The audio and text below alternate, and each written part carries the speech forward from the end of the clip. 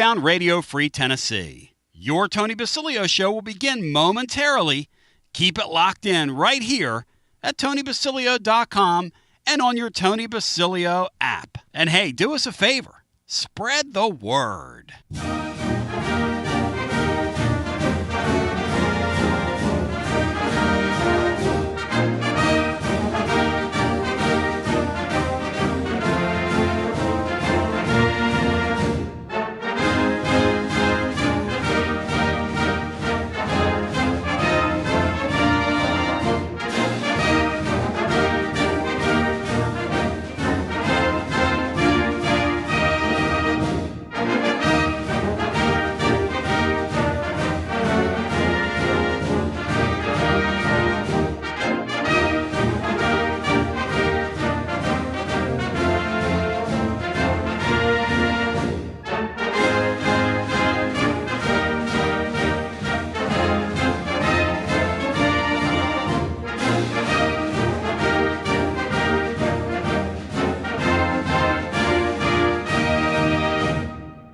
Another award-winning, thought-provoking, action-packed edition of the Tony Basilio Show is coming up next. Tips are always appreciated here at TonyBasilio.com, home of the Tony Basilio Show.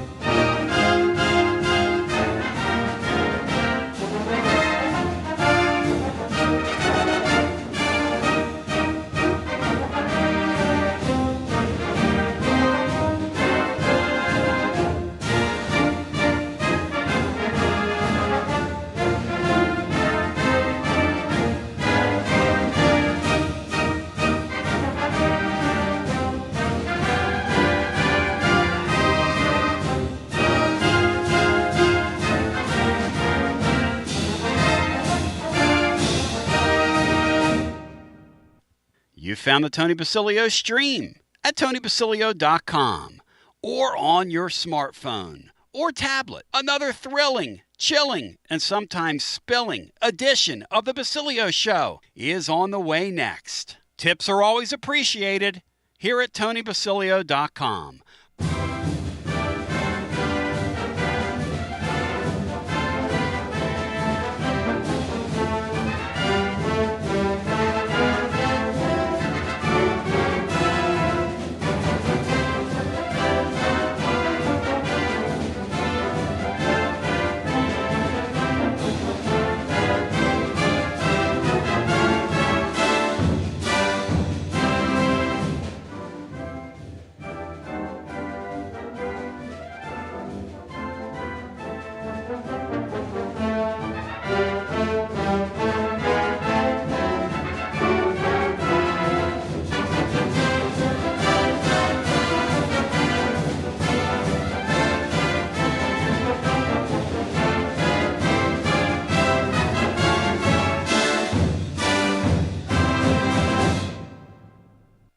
WJBE 1040 AM, 99.7 FM. Translator W259AB. Powell, Knoxville.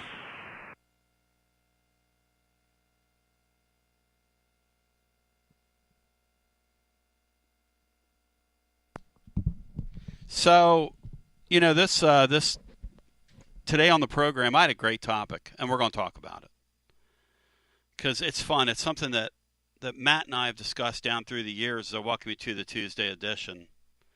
But in the meantime, I've been trying to run something down.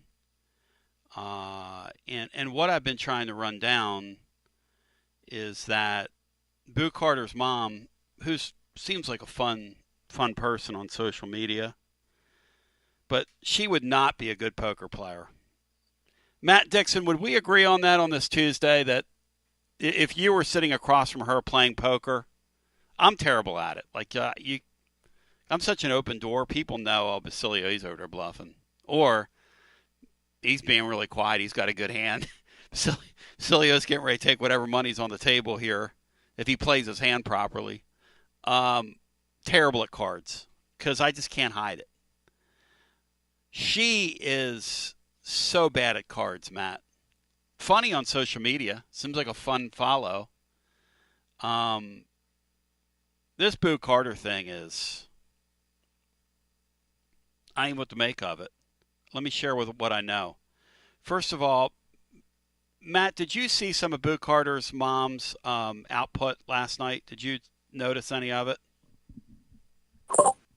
Yeah, I saw a little bit of it. Yeah. And people are like wondering what is this all about? Is this about Brazel guy and the way he was treated? Is this about, what is this about? So I got a tip today, and the tip is that Carter, since he got back, came late to a practice.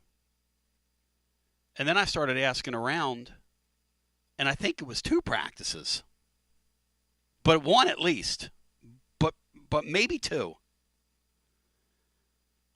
And look, if you're them and you've let this guy back on double secret probation, and he was out on the practice field today,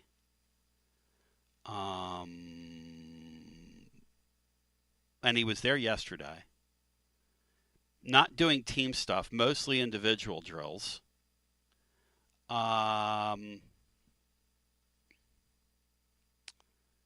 And so they're trying to give this guy a chance. They're trying to bend over and help this guy. And look, I feel the mom's pain. I feel everybody's pain here. I feel Hypel's pain for trying to keep the car on the tracks. They don't have playmakers. I get it. We all get it. And in the modern game today, you got to have playmakers. Whether that's guys that get the ball in their hands on special teams and make a play like he can. Whether that's a guy that when a ball goes up in the air and tips it, can take it the length of the field on defense like he can. Whether that's a guy you can line up in the slot, flip a ball to him and let him go 18 yards, popping one outside. I mean, Matt, I feel everybody's pain here. And then the mom's all upset because obviously when the kid does what he did, they have to discipline him. Now, there's speculation internally. Are they suspending him for the Syracuse game? I don't know. Is that what triggered this? I don't know. I'm just telling you what I'm getting in real time. We're going to be the only people talking about it, which is fine. That's just like what happened the last time. I'm not afraid to discuss things that are going on. Never have been, never will be.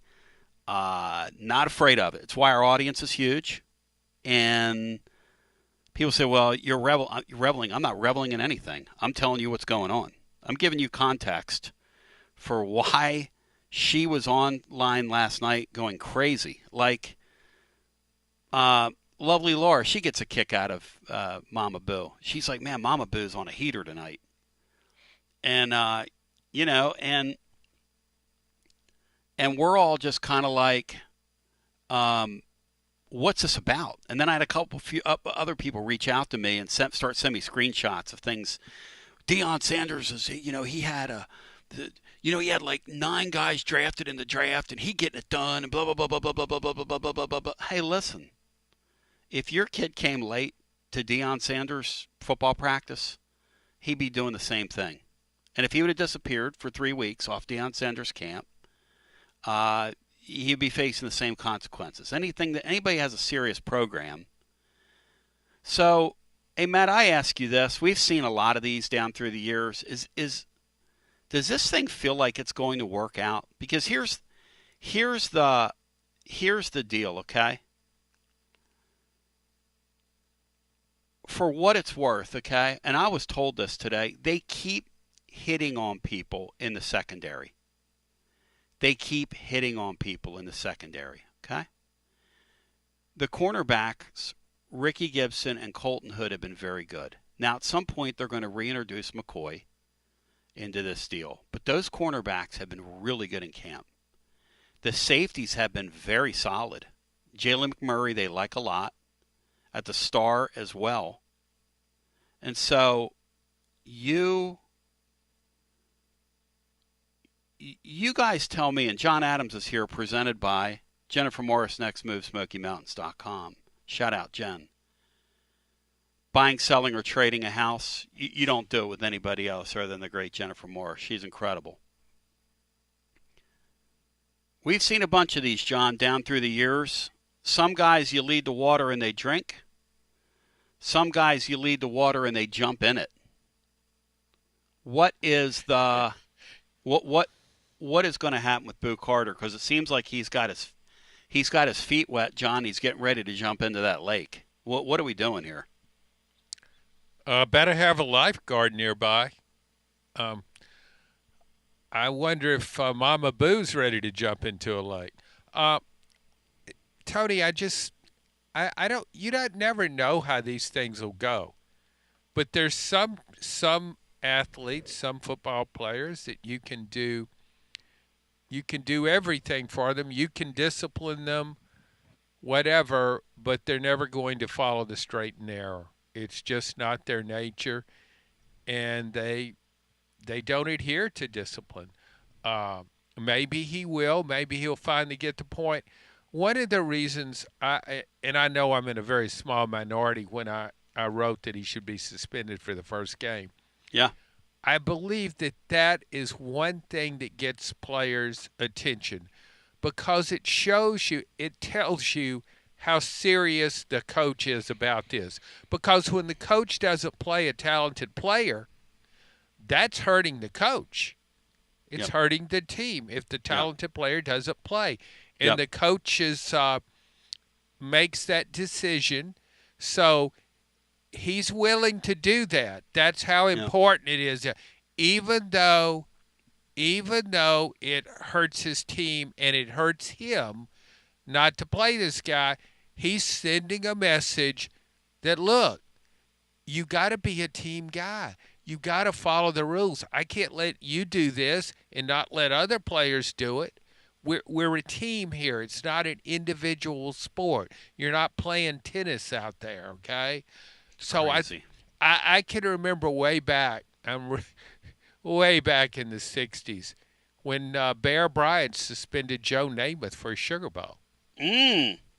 Steve Sloan started and played the whole game at quarterback, and Alabama won. But Bear Bryant, and nobody was any more competitive than he was, but he saw that as good. I mean, Joe Namath's one of the most talented college football players of all time. Mm-hmm. Before he tore up his knee, Bear Bryant said, this guy could be an all-SEC cornerback. He tore up his knee, and he played on bad knees throughout his NFL career. But anyway, he was so valuable to that Alabama team.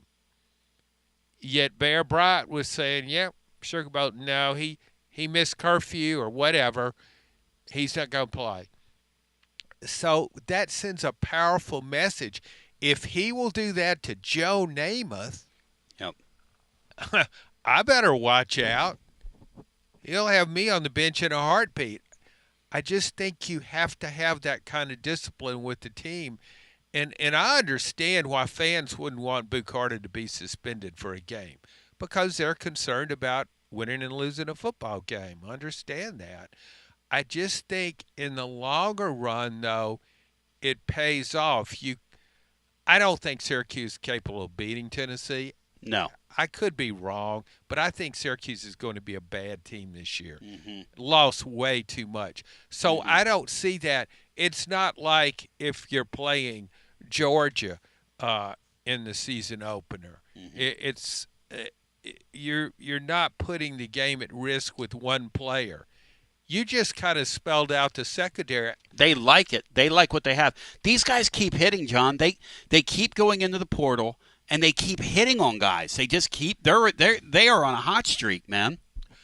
Yeah, and it's just the antithesis of what's going on with the wide receivers, but we beat that to death last Tuesday.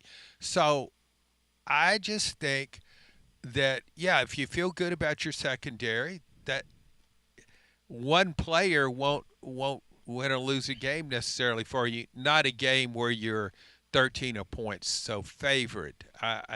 So I think, in compliments for Tennessee to find these guys that fit in and play in their system on defense. Tennessee's defense is getting pretty good.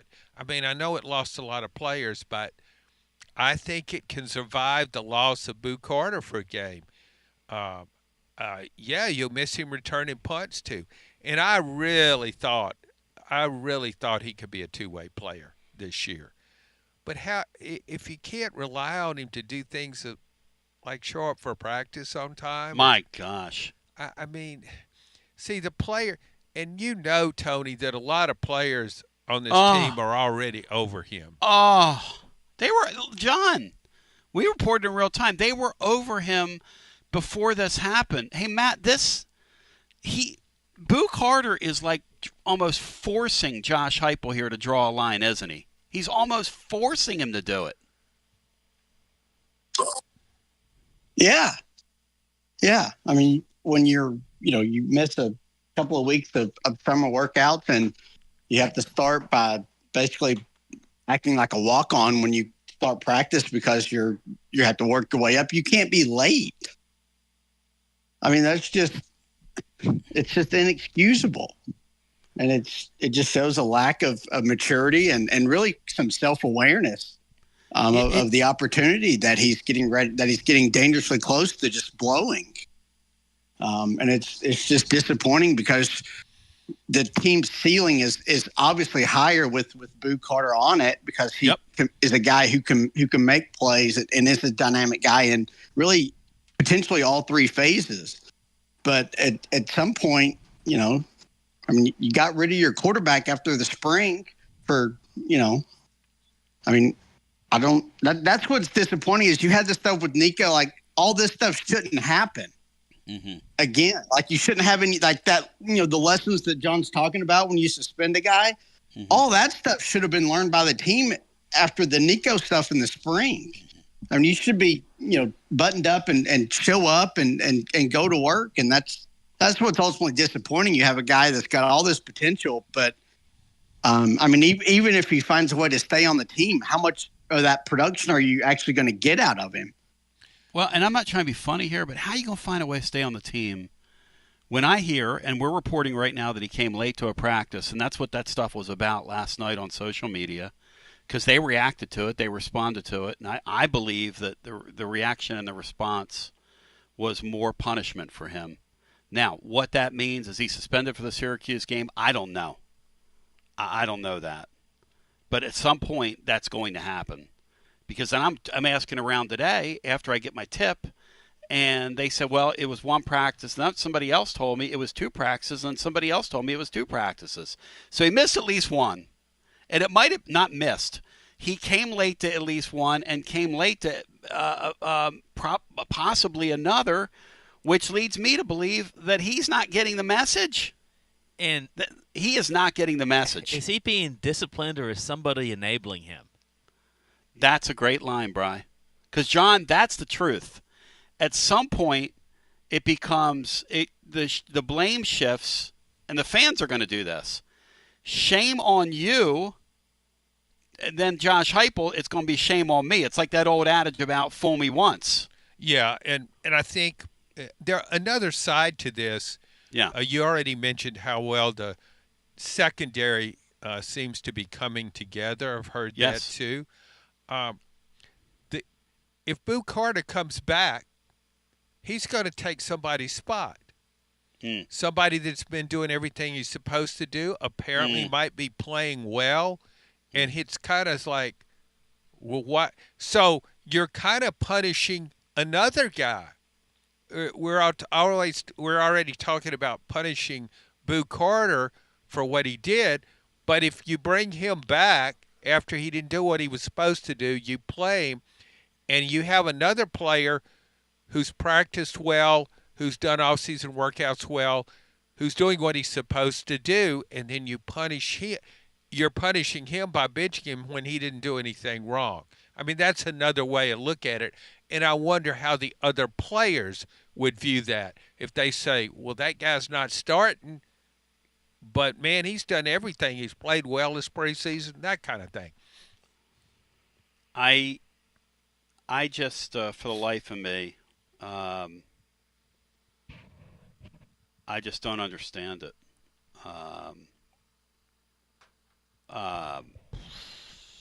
just don't understand it. Tony, I think if Boo gets his mind right, he gets with the program, he gets the message finally, he ought to be on offense. If he's got that kind of talent and you can that's a really good point, because on offense there's a total need. Hey, There's- Matt, that does make sense. If that's secondary, and I believe it's come together, I agree with John. I believe they're very happy with what they have. I mean, the context of what I'm sharing is that you look at where they are on the defensive side of the ball.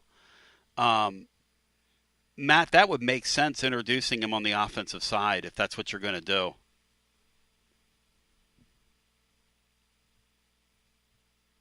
That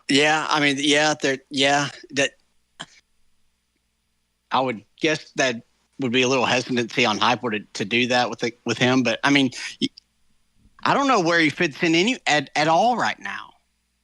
I mean, at some point, you just have to kind of wash your hands and move forward. You can't let this continue on, as talented as he is. And look, I'm not trying to stir anything up here. I'm not in reporting this. I'm not. But the thing with the mother and the context, and when you do what she did last night, you become people are going to dig. And I get a tip today saying, hey, that's what that was about last night. I make a few phone calls. That's how this works. I've been here 30 years. I mean, that's how this works. And you make a few phone. Oh yeah, here's the backstory on that. We don't know why she was upset as she was. Was it because he is suspended for the first game? I don't know. But they obviously have put him deeper into Hypel jail. And at the end of all this, this is going to work out. We've seen this in college football. There are a lot of talented people that don't live up to their talent. There are a lot of people a lot less talented than Boo Carter that have 10-year NFL careers because they put their head down every day, go to work, and go hard, and respect opportunities. And I'm just going to call this what it is. I'm going to say it right out loud. I don't care who likes it, who doesn't. This guy's not respecting this opportunity. This guy is giving him. He disappeared for several weeks this summer. And this coach bent over backwards. And look, I'm not trying to rail against this kid. I'm not. I've said when I did my first video over on YouTube, and we'll get back to doing that once I'm able to get up and get around and walk and stuff. I'm still doing my show from my living room right now. It's a sight, trust me. But you can't do this. You can't do this. And I was planning on doing today's show on if Tennessee can't get to the playoff. Here's the topic, and I'm going to throw this out there for you, for everybody, for Matt, for John, for Brian. I want everybody give me two answers to this. If Tennessee can't make the playoff this year, okay, and I say we get to bequeath our playoff spot to two teams, okay, which two programs would you like to see make the college playoff? That's what I wanted to talk about today and sort of celebrate the sport. And then Goldbrick Joe has been calling the archives and the files all around the league, and he has compiled a list of a camp fly-around, which is something we're going to do each Tuesday here for the next few weeks. And the good thing about a camp fly-around is going to give you a look-see into what's going on in other SEC camps through various sources. He's put this together for us. Hey, I'll tell you what. There's a lot of teams that are in the same spot. Some are on Tennessee's schedule that the Vols are in right now. With offensive lines are trying to break in, shaky quarterback play, whatever. Hey, Brian, Matt, you guys are a lot more online than I am. What is this rumor out there with this Mateer guy, and is there any smoke to it? Matt, you have any idea what that rumor is around this Mateer guy? Is somebody setting him up or soiling him? Have you guys seen this? Yeah, somebody. Yeah. Go Matt. ahead, Brian. Well, he apparently bet on the USC UCLA game in 2022, and it shows a Venmo receipt or something that lists his gambling payment to somebody that had a name on there, and it's sort of suspicious, but it was 3 years ago. Obviously, he wasn't playing in that game, but you just have to think that if he's really doing that, then he ain't the only one. He can't be. Are these college players, John, are they allowed to bet on their own sport? Do we know? No, I don't think they are. Well, but you can't how do you control that? People bet on their cell phones all the time. I'm sure That's right. There are plenty of players that bet on games. I met the lady that's over the entire gambling licenses for the state of Tennessee about a month and a half ago. We were at a sporting event in a box together, and she told me something really interesting, which is that these leagues love this this gambling now. All these entities do, because when they find irregularities, they find them a lot more quickly, and they're catching people. Like, for instance, John Tay Porter was talking about his brother. He said, I have a women problem. He said, my brother has a gambling problem. His brother was gambling while he was playing in the NBA. And he fell into a hole, and he prop bet on himself. And he prop bet some unders, and he went out and lived up to the unders. And he lost his career over it. He lost his career. Matt, is Mateer being soiled here? Do you think that's real? Because apparently one of the piece of the report is that he was really bad over the weekend in Oklahoma scrimmage, like really, really bad, is a piece of the report that we're going to share later. I'm a little hesitant to believe that. I think it's like screenshots, but that's certainly what it's centered around. And who came forward with which the would be screenshots? really interesting, a really interesting wrinkle that gets thrown into this. But I don't know why that would come out now, as opposed to last year when he was, a starting quarterback, or when he entered the portal, or. Matt, a lot of times, and John can attest to this as well, when it comes to timing, it's just when people find things out. I mean, a lot of people want to ascribe, they're trying to do this. No, it's just that when people find this out, and one has to wonder, did somebody send?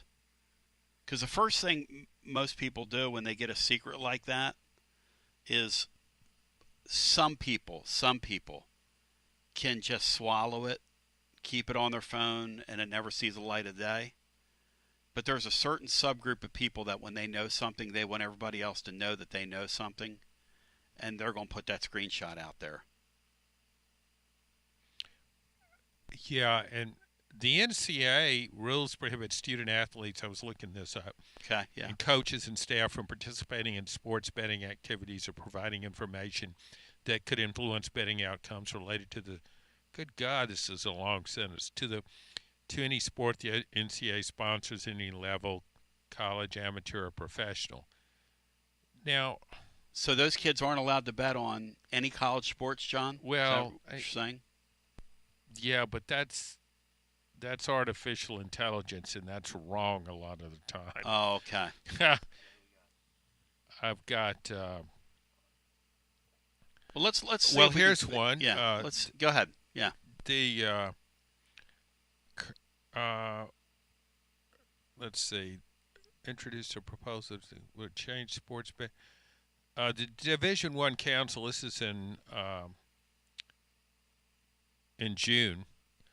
The Division I Council introduced a proposal that, if adopted in October, would change sports betting rules to permit student athletes and staff members to bet on professional sports and refocus the association's enforcement efforts on college sports betting and behaviors that directly impact game integrity.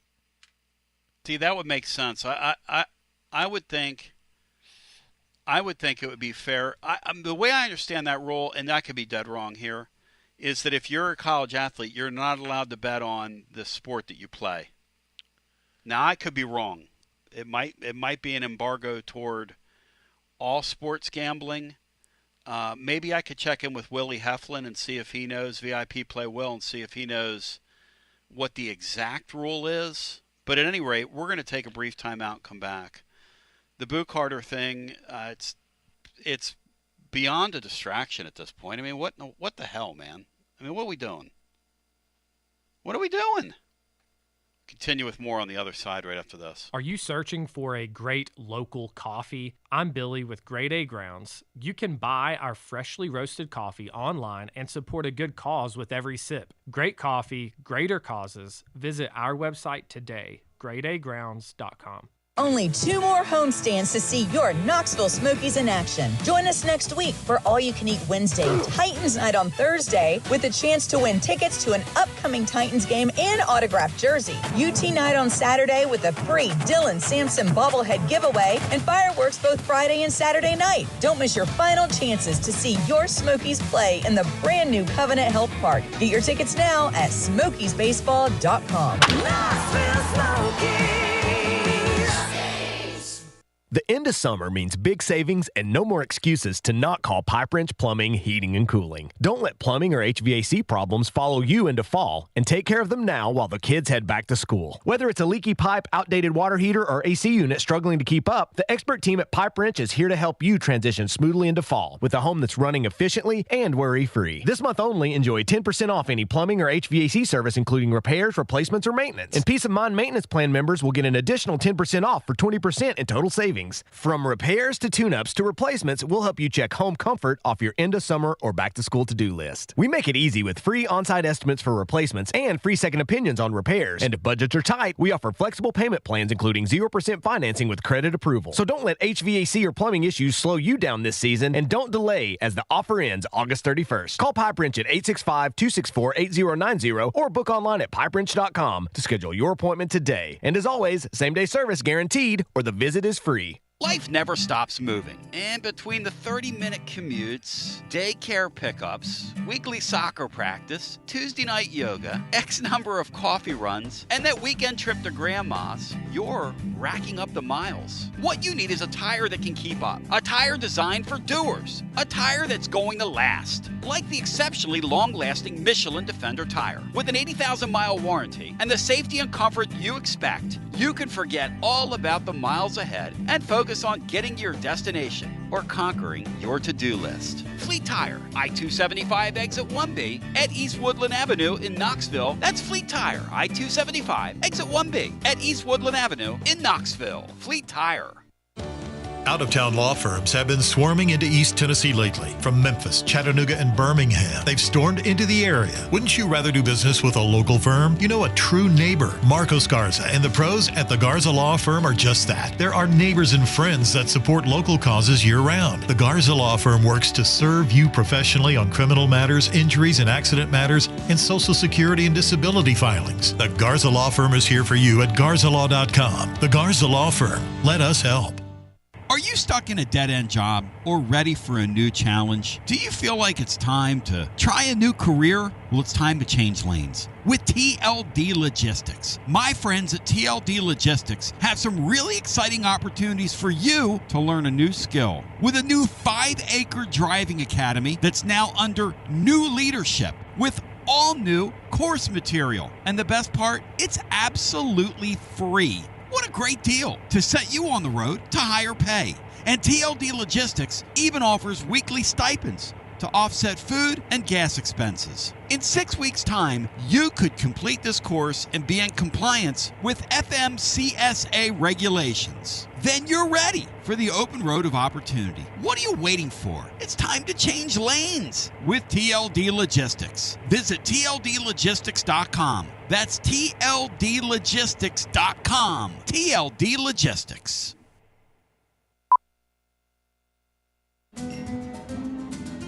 A lime is not always just a lime. You see, some limes are lucky. For when a lime joins the salted rim of a crisp, refreshing Tres Dos Equis, that lime is no longer a mere lime, but a wedge of renowned Mexican limón. Muchas gracias, limón. And also, de nada. Enjoy Dos Equis responsibly. Copyright 2024 Dos Equis, imported by Cervezas Mexicanas, White Plains, New York. Hey there, Basilio family. Jennifer Morse here with Keller Williams Realty. The countdown to fall football is on. Is your fall plan missing the perfect home to watch the Vols make another playoff run? If a new view is on your game day checklist, I'm ready to help you find it. Don't wait until kickoff. Give me a call today at 865-694-5904 or visit my website at nextmovesmokymountains.com. That's nextmovesmokymountains.com, and go Vols. Josh Collins at Collins Insurance Agency. At Collins Insurance, we strive to ensure our customers receive better coverage along with bigger savings.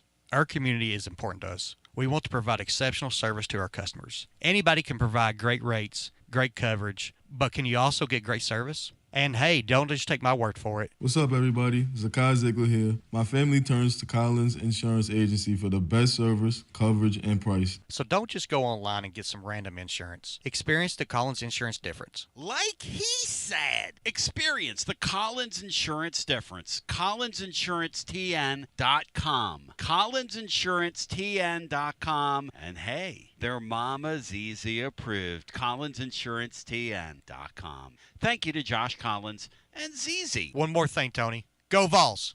Preparing food for a big gathering can really take it out of you. That's why you need to call Calhoun's and check out their selection of party platters. Whether you're hosting a party for the big game, a reunion, or just an everyday gathering, a Calhoun's party platter is next level. Choose from Calhoun's always excellent chicken tenders, fly with Calhoun's wings, or boneless wings with a variety of dipping sauces, award-winning next-level melt-in-your-mouth barbecue ribs, or delicious spinach artichoke dip, or get one of each. Plus, if you're doing burgers or sandwiches, Calhoun's has lots of side dishes like spinach Maria, baked cinnamon apples, Smoky Mountain baked beans, or creamy coleslaw. Available in pints, quarts, and gallons. And to finish things off, pick up one of Calhoun's great desserts to go, including homemade cheesecake or key lime pie. Calhoun's, simply your go-to party headquarters. With 9 locations all over East Tennessee, you can order online and just pick it up. Calhoun's, one of the Copper Cellar family of restaurants, along with Chesapeake's, Copper Cellar, Corner 16, Cherokee Grill, and Smoky Mountain Brewery. Eat local,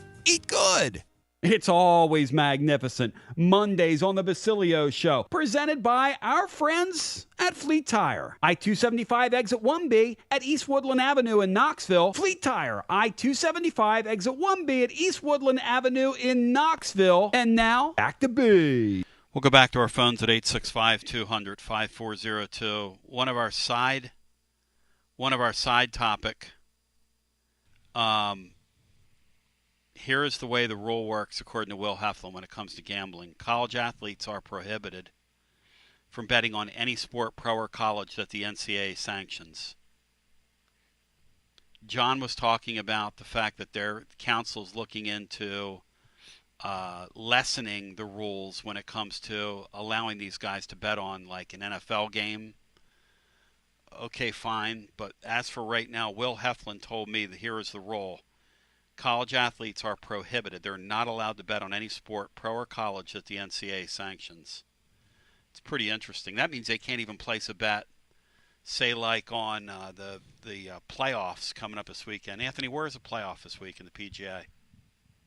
Where are they playing that? Where is it? Cades Valley, Maryland. They're not allowed to even bet on that. At CA Cades Valley. All right, John, what 2 teams would you like to see make the – thank you, superstar Will Heflin. He said it doesn't matter if it's their sport or not. A college baseball player, for instance, can't bet on an NBA game because the NCAA sanctions basketball. I think that will be changed, though, Tony. I think they will allow them to bet on other sports. It's just because betting has become so prevalent. And though there's the rule, don't kid yourself. A lot of these guys bet on sports. Oh, of course they do. I mean, that's just. But here's the question, Matt. What if that thing with Mateer is real? What then, Matt? Do they make an example of him? Do they suspend him for a game? Do they suspend him for 2? Do they take him off the field? Do they banish him like Pete Rose? I mean, what happens? It's a really good question. I would assume he would have to have some type of suspension. I would think it'd be some kind of multi-game suspension. Yeah, but if you do that, you're penalizing a program that had where he wasn't even involved. I mean, if this was 3 years ago, shouldn't there be a statute of limitations on this? There wasn't a Pete Rose. What Pete Rose did was completely different. Well, that's a good point. No, you're right. Let's go to the phones. John, what two programs, if it can't be Tennessee, would you like to see make a play? There are no wrong answers on this unless you tell me Florida. But what two teams, if Tennessee can't go to the playoffs, would you like to see make the college football playoff if the Vols can't get there? Well, I'm taking two teams, and I'm not thinking just about this year. I'm really, in general, I guess to see two teams do well would be Texas Tech and Syracuse for different reasons. Texas Tech out in Lubbock, Texas, I've been there. Tennessee opened the season with Texas Tech one year. I guess it was in '97. I spent a week out there. I love Texas, a whole state. I love West Texas. Football is so important out there in the high schools. Friday Night Lights, that's where it comes from. And Lubbock's kind of right in the middle of that, where you got Odessa and Midland and all those schools, high schools. But so it's, the idea now with NIL, one of the prominent member of their board of regents is a billionaire, and he played football there. And they said, hey, you need to help us, and he's doing it. And just this past week, they've got a couple of people in the 2027 class that are like two 5-stars. So, but my point is, I just think it means so much out there. We're in the SEC. We know how much it means here, and I would like to see a Texas Tech do well for that reason, because I know how important it is to an entire region of people. Syracuse, completely differently, and I already said Syracuse isn't going to be very good this year, so we're speaking totally hypothetically.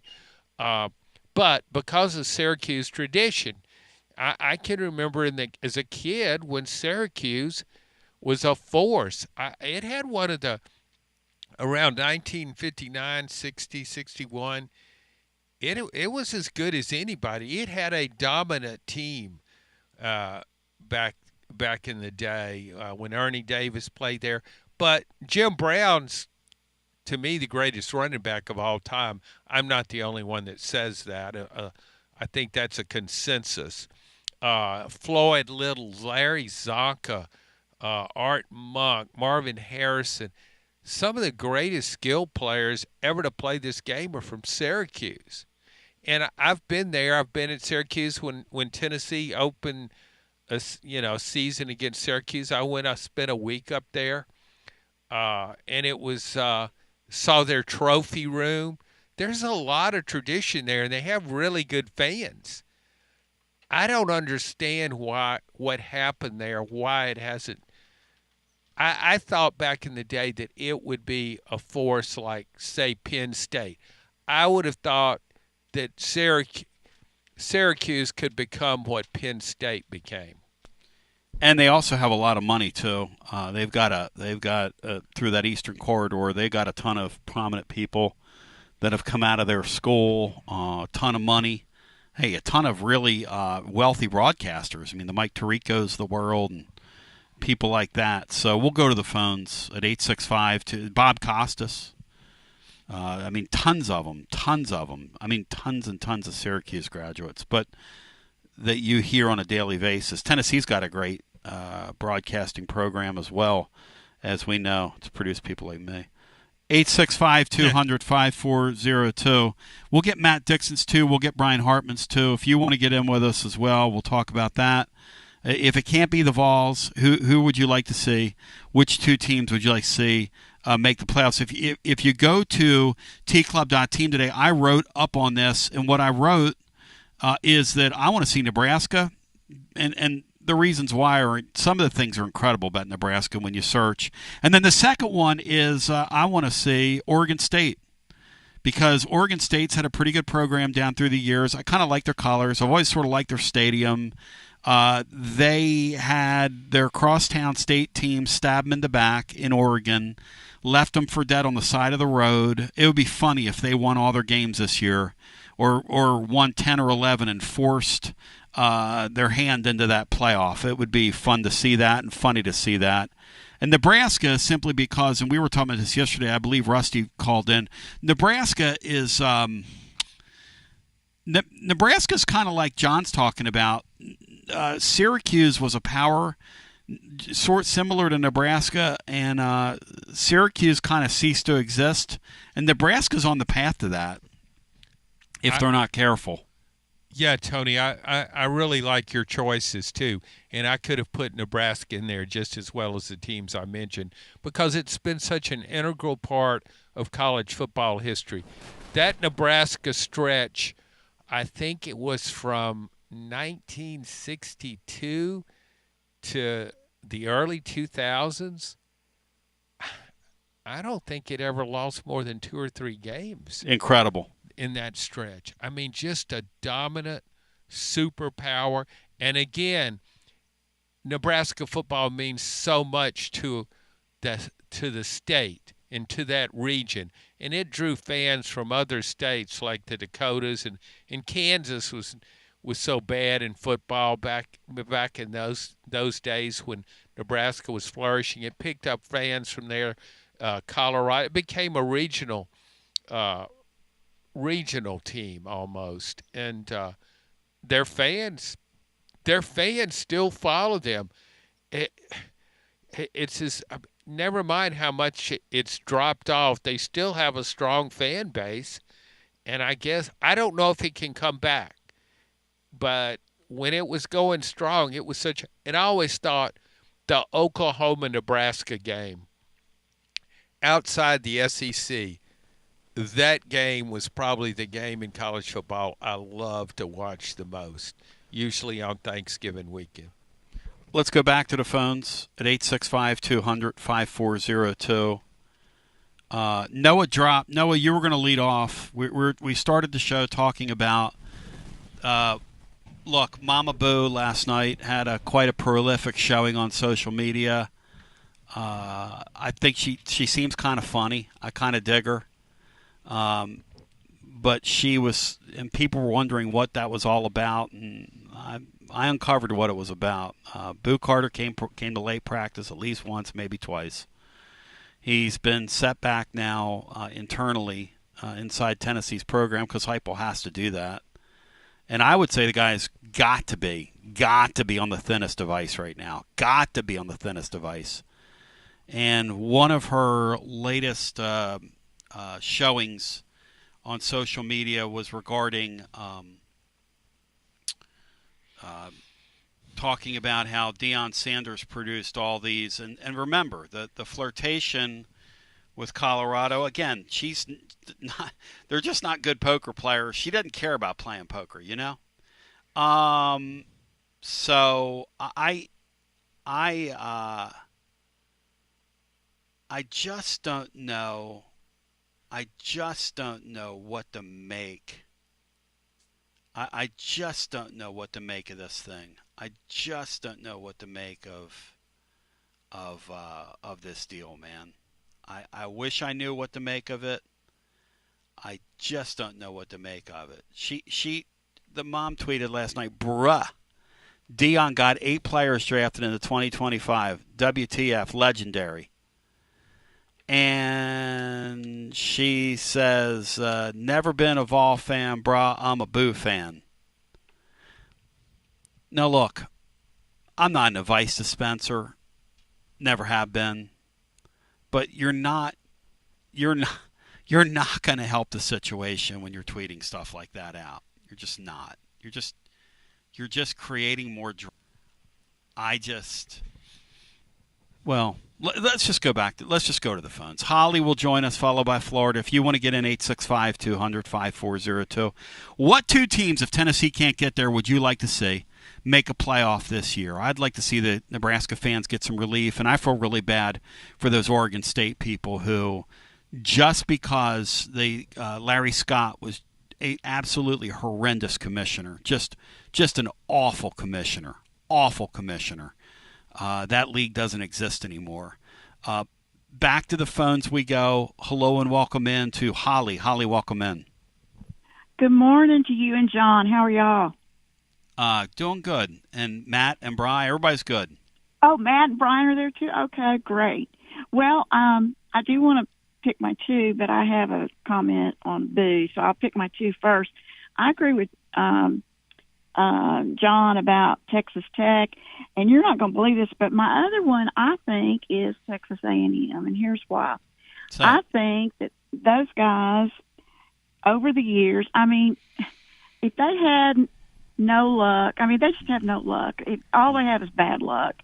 And when they think they're good, something happens, it falls apart, and all of that.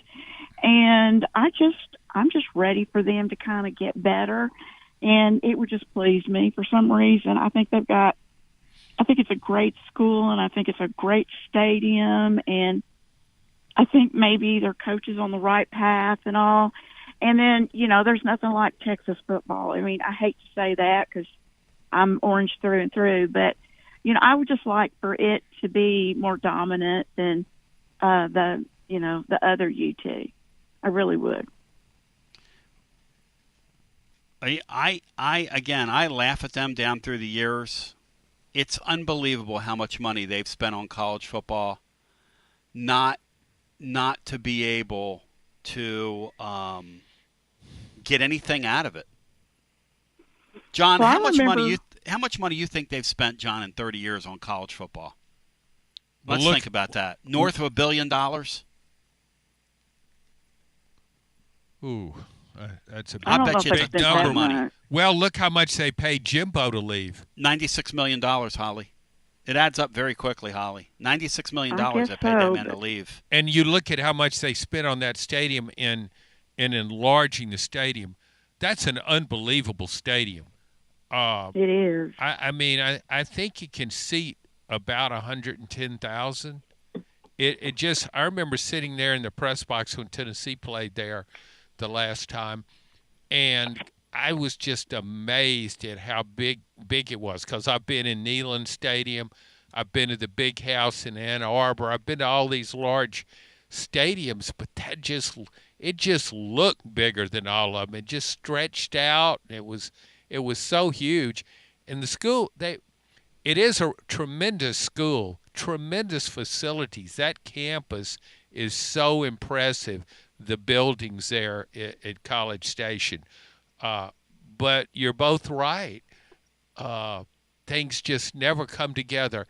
It just seems, with the law of averages, that at some point A&M would win a championship in football. I thought it would win one when Jimbo went there. But I don't think Jimbo's heart was in it anymore because he had a good track record.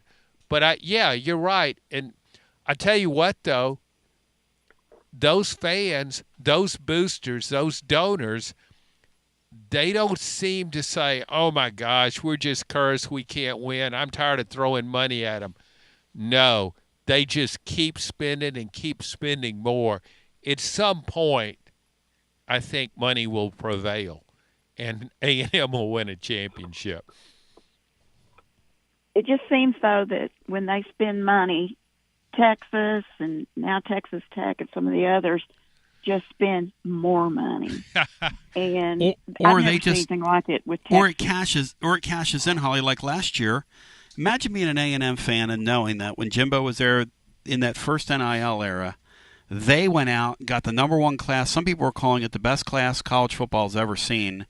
And they ended up 3 years later netting like 7 players out of that deal. Matt, how do you think you would feel if you were an A&M fan and you saw SMU in the playoff 3 years after you signed the greatest class in the history of college football, and you had like 7 guys left from it. Because that's been who Texas A&M has been down through the years. Yeah, plus you had Texas come into the league and make the playoffs and get to the semifinals as well. So, yeah, it would be, TCU played for the national title a few years ago. It's crazy. I mean, the hate is so deep there. And think about it, on top of all the football stuff, they stole the coach from the baseball team and all of that mess and stole all those players or tried to. I mean, it's comical to watch it since I have no dog in the fight, but I am on A&M's side for sure. And but I just look at it and I'm like, oh, come on now, you guys need a break. Well, I think with what's interesting with Texas, I mean, Texas had a downturn there too. After Mac Brown led it to a national championship in 2005, Texas made some really odd hires. When you go back, Tom Herman, Charlie Strong. I thought that was a horrible hire for Texas. He just didn't. It just wasn't a good fit, and I think he was probably an overrated head coach as well. But you look at, and it gets Steve Sarkisian. If you looked at the resumes, Texas hiring Steve Sarkisian and A&M hiring Jimbo Fisher, when they were hired, you would say, well, Jimbo Fisher's a better hire. If you looked at the track records, it didn't turn out that way. I read now where Jimbo says he wants to get back into coaching. Well, he should have wanted to get back into coaching when he was making all that money at A&M, because I didn't think his heart was in it. I just thought he didn't have that drive anymore. It was like he hit the jackpot, and now I'm just going to kick back and I'll get all these players and we'll win. No, you got to still go at it and work harder than ever. And he just didn't get it done. That proved to be a disastrous hire. And I don't know how Mike Elko will work out, but it's tough competing against Texas if Texas has the right coaches in place. Yeah. And I think all of the SEC is going to experience that. It's hard competing against Texas money. Could I change the subject? Sure. And ask, I have refrained from calling in about Boo Carter. Yeah. I've wanted to, but I haven't. Yeah. And last night, I don't know why it popped up on my feed, but his mother's stuff started popping up, and I was like, what is this? And I actually thought it was old stuff, and then I realized it wasn't old stuff. It was new stuff about the stuff that you talked about. And so I'm just going to say it. I have nothing against the kid, and I can't hold his mother against him, even though she's really, really made a mess of things for him. But it seems in this case the apple hasn't fallen far from the tree, possibly. And this is what I think's happening there. First of all, I'll give my off to Tennessee. You're either a Vol or not, and they're not. It's very clear. I think they're marking time. He had nowhere else to go. For whatever reason, he went MIA this summer, and they had nowhere else to go other than sit out a year, for what I read. So he had to make nice and come back to Tennessee, and they let him come back. We needed him, and the kids, whatever they call their, I don't know what they call it, their team leadership said, okay, you can come back. Team council. His team council and all. And, he's still, unless there's something we don't know, he's not taking it seriously. I believe he's marking time because he has one more year probably left, and he'll go to Colorado. They clearly are mesmerized and in love with Deion Sanders. And, rightly so, I guess. Everybody has that right. But I don't think his heart's in it. And here's the thing.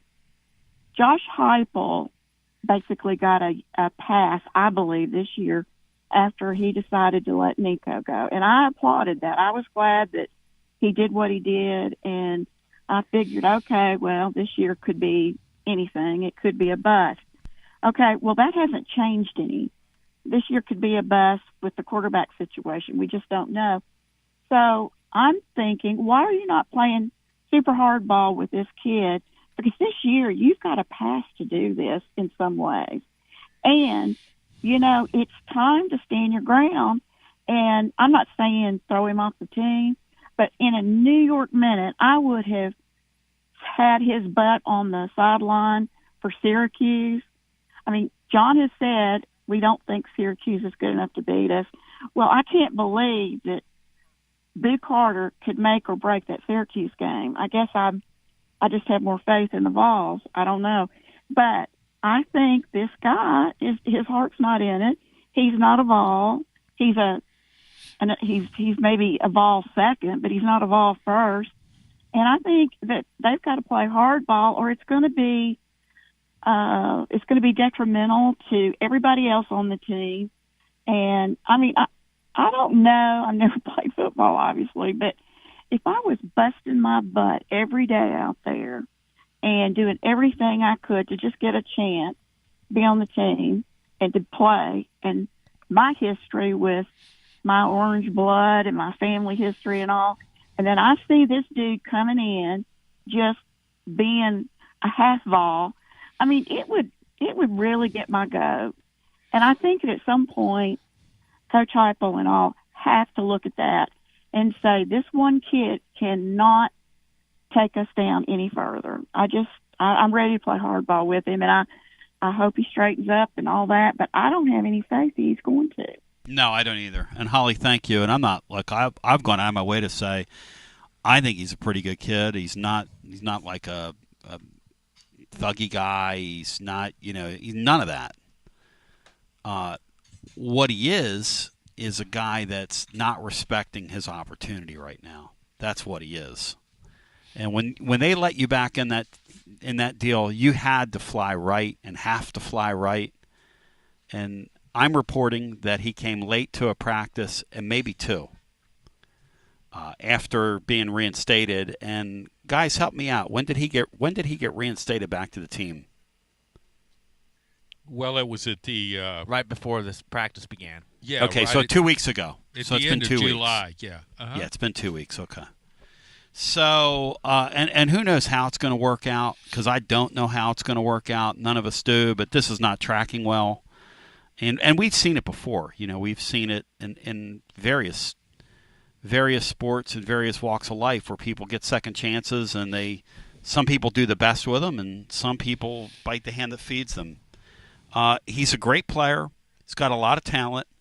Matt Dixon said, though, and it's a good point, it's almost going to get to the point with him where he's not going to have a spot. He's not going to have a spot because sooner or later, see, this is another thing that I'm reporting as a piece to this as they look at where they are, and again, the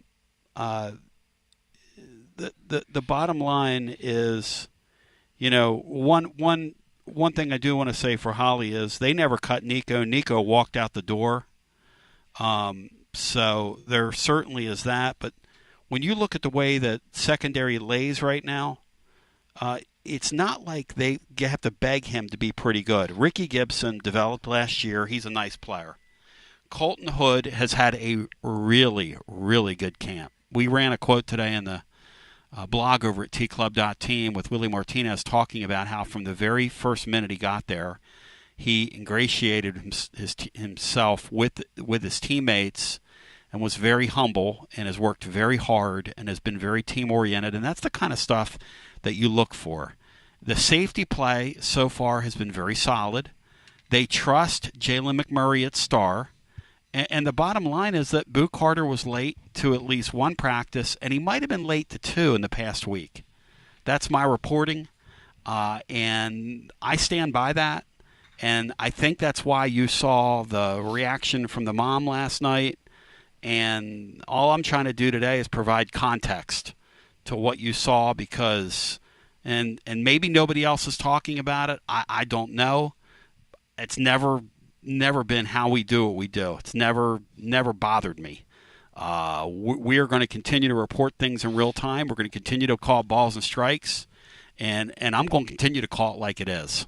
And this thing here with Boo Carter is not heading on a, I don't even know what you'd like to say. It's not heading in a proper direction. But let's go to the phones without further ado. I tell you what, let's get a quick legal in here, and then I want to get Florida's call in. Quick legal. Hello and welcome. WJBE 1040 AM 99.7 FM. Translator W259AB. Powell, Knoxville. How do you know that you've been at the party too long? Well, when you're getting ready to play the legal ID, you say to the legal ID, hello and welcome in. That's when you know you've been at the party too long. Those of you who have who have aspired to be in this business. So before we go to the phones, let's go ahead and go to the phones. I don't even know what I'm saying right now. Hello and welcome in to our next call, Florida. How you doing? Man, listen, I didn't want to talk about this Boo Carter stuff. Right on. I you know what? Because like I told Sean Sinclair 3 weeks ago. Yep. It's culture, bro. It's culture.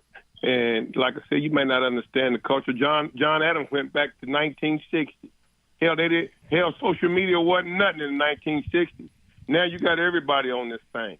Yep. You got everybody doing everything, Tony B. But I want to talk about my Gators being number 15 in the AP poll. In the beginning of the AP poll, and Tennessee is 25th. Here's what I'm hearing. I want to talk about, but since y'all got me on, no, let's do that. Let's park on Florida for a second. So here's the intel we're getting, and again, this is from Goldbrick Joe, who's compiling stuff for us for teams on our schedule, and some teams that aren't. Okay. For instance, Florida's incurred multiple injuries at wide receiver, and the Lagway, the injury situation with him has them highly concerned. And so you guys are having question marks in camp with your passing game. The Lagway guy simply has to go, Florida, or you're staring at a 500 season. And I hate to tell you that because I want that kid to be healthy because I love watching him play. I do. Matt Dixon, do I not? Matt and Brian, do I not tell you guys off the air that I want Lagway to play? I like that Lagway kid a lot. I'm being serious now. You said that on the air too. I'm being serious. I've never heard anything but that. I love that kid. He's a great player. Great player. I love watching him play. Makes college football better. I'll give you another little nugget that Goldie's given me from scouring camps. Jackson Arnold, John, here's some breaking news for you. He looked very mid at Auburn so far. He's had a very mid camp. He has an elite core of wide receivers, but they still don't know if they went and got a quarterback that can get the ball out to those guys. Jackson Arnold has been mid, John. That entire class of quarterbacks, guys, might end up being a total bust. That entire class there at the top. Well, you see, I really thought Jackson Arnold could flourish. Maybe flourish is too strong a word, but I thought he would be much better this season at Auburn than what we saw at Oklahoma. I still go back to his bowl game when he played at the end of the freshman season. Yeah, he threw interceptions. He had a problem with that, but he also passed for 361 yards, and he's got a good throwing motion. He can be accurate. He's a good runner, but maybe. There's so much into being a good quarterback, and I may be totally wrong on that guy. If he doesn't win that starting job and prove to be successful, then I admit I was totally wrong on him because he's got what it takes to excel now with the cast around him. He didn't have that at Oklahoma. It was a worst-case scenario. Auburn already had great receivers, John, and they went and added another one. Another one. I know, and I just – I just thought he at Oklahoma. I mean, I just saw the flashes of ability, but we see arm talent, we see mobility, but then there's so many other things that go in there. And Florida brought up DJ Lagway.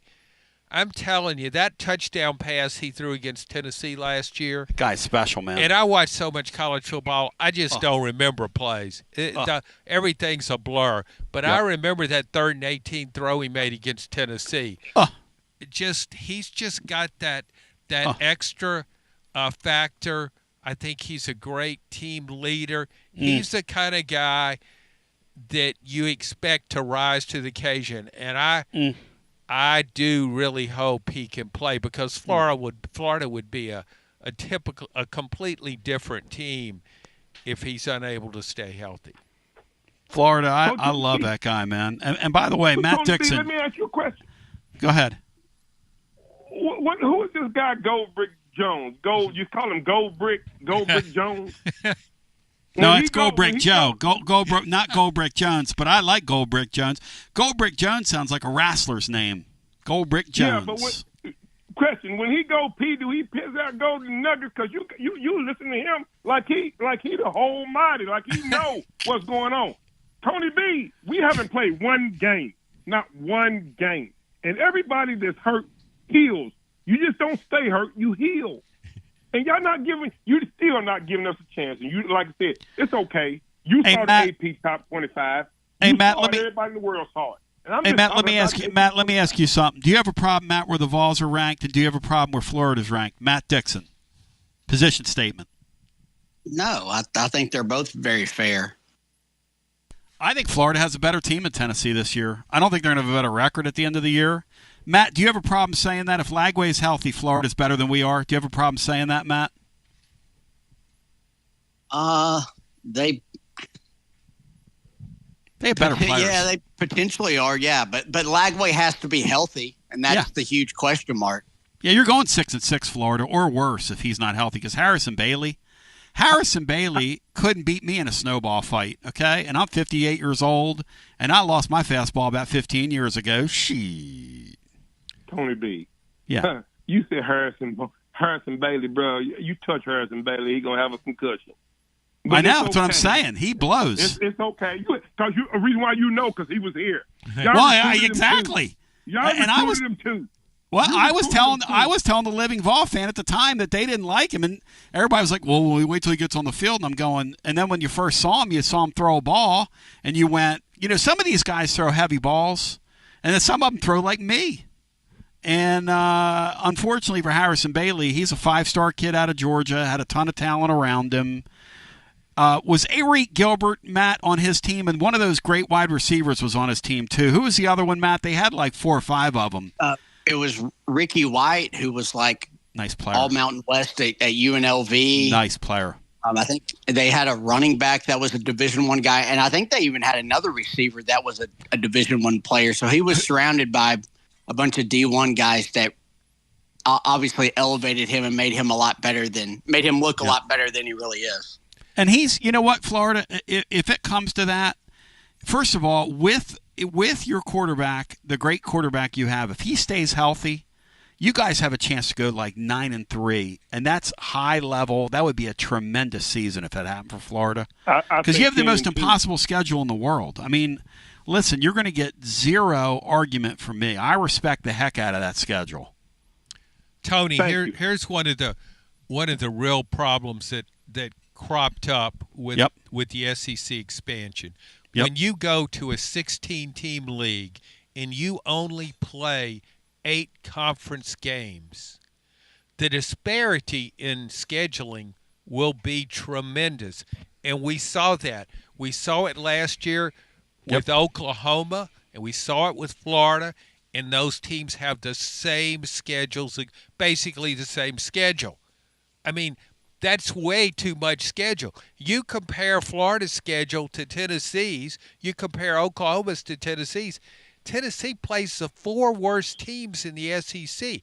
I mean, you can look at Arkansas, Kentucky, Mississippi State, and Vanderbilt. People might have a hard time agreeing on who's at the top, who's in the middle, but I think most people that follow the SEC would say those 4 programs, Arkansas, Mississippi State, Kentucky, and Vanderbilt, are clearly the bottom 4. And Tennessee plays every one of them. So you got a great shot at being at least 4-4 in the SEC. Florida doesn't have that. Oklahoma doesn't have that. No. South Carolina's schedule is kind of tricky. LSU's schedule is challenging. You look at Texas, not so much. Hey, who's Florida's league schedule? Let's go through it real quick, John. You were just talking about it. I don't have it in front of me. But Do they have A&M on their schedule? I think they do. Yeah, right, I think they play right. Texas and Texas A&M. Would you like to hear what Goldbrick Jones has to say about A&M, Florida? Yes or no? I'm listening. I'm listening. All right. A&M's high-ticket wide receiver seems to be paying off. The NC State transfer, Casey Concepcion. I think he's like the third uncle to Davy Concepcion. Looks really, really good in camp. Mario Kramer, another wide receiver, a kid they got from Mississippi State, is having a very good camp. He was one of the lone bright spots on Mississippi State's Morban team last year, and they pulled him away. The big question for A&M is Marcel Reed, and so far he's had sort of an uneven camp. Florida, do you have a thought on what Goldbrick Jones just shared there? Yes, I do, Tony B. Okay. Let me tell you something. Y'all talking about all these two, some kind of Dave Concepcion, Peyton Manning. Listen, Peyton Manning had happy feet. You don't know what Archer's going to do because you know what? He ain't played a game yet this year. And just like I said, Marcel Reed, it don't matter who it is. We have to play the game. But let me go. Let me tell you this one more thing, Tony B. All right. You need and to this show is some all. respect. This is just what's going to be. We're going to beat y'all. And you know what? That's my Super Bowl if we beat y'all. Because I love to see y'all walk out of the stadium crying. Because I'm going to be down there. And I'm going to have my sign. I drove all the way from Knoxville, Tennessee to see my Gators whip the Tennessee Vols ass. And our buddies over at the steel mill, Bryson Hardy and his brother-in-law, Brian Hardy from Loudon. Hey, we're going to be somewhere close to that. But the Hardy boys. Yeah, the Hardy boys. Hey, mark my words. Boo Carter going to dadgum Colorado, I guarantee it. Because Mama ain't, I just told you it was culture. Mama ain't saying all that stuff or nothing. Oh, no. That's the deal. Yeah, that's the on the phone. Oh, yeah, that's the deal. Right. That's why it's a story. And thank you, Florida. Good talking to you. That's why you look you're around here enough. Like you've been here. You see so many guys come and go. It works out for most because most, kind of fly right and put their best foot forward, and because you're getting an opportunity here to get a crack of light to get in the door. I mean, how many kids would love to be in Boo Carter's shoes today? Are you kidding? And he can't even come to practice on time. Go. We'll come back on the other side at 865-200-5402. It's the Tuesday edition after this. Hey, Tony B listeners, I'm Billy from Grade A Grounds, a UT grad bringing Knoxville a better way to raise money. We roast premium coffee fully branded for your team or cause. You keep 40% of sales, and we donate 5% to local needs. Let's win on and off the field. Visit gradeagrounds.com to start your winning fundraiser today. Living Vol fan, we're on the countdown to kickoff, and that means you need to make sure you are game ready. Head to Alumni Hall to get this season's Tennessee sideline apparel. Nike, Columbia, Peter Millar, and more. Shop top brands for the entire family. Hats, Yeti, tailgating gear, and so much more. If it's for the Tennessee fan, Alumni Hall has it. Spend $150 and get $10 in Hall cash rewards. Shop at alumnihall.com. Download their app or shop any of their locations in Knoxville, Murfreesboro, or the Tri-Cities. Alumni Hall, the ultimate shopping destination for Vol fans. It's the hottest post-game show on the planet. Garza Law, fifth quarter fan reaction. Fan reaction. As soon as the final gun sounds, we're live.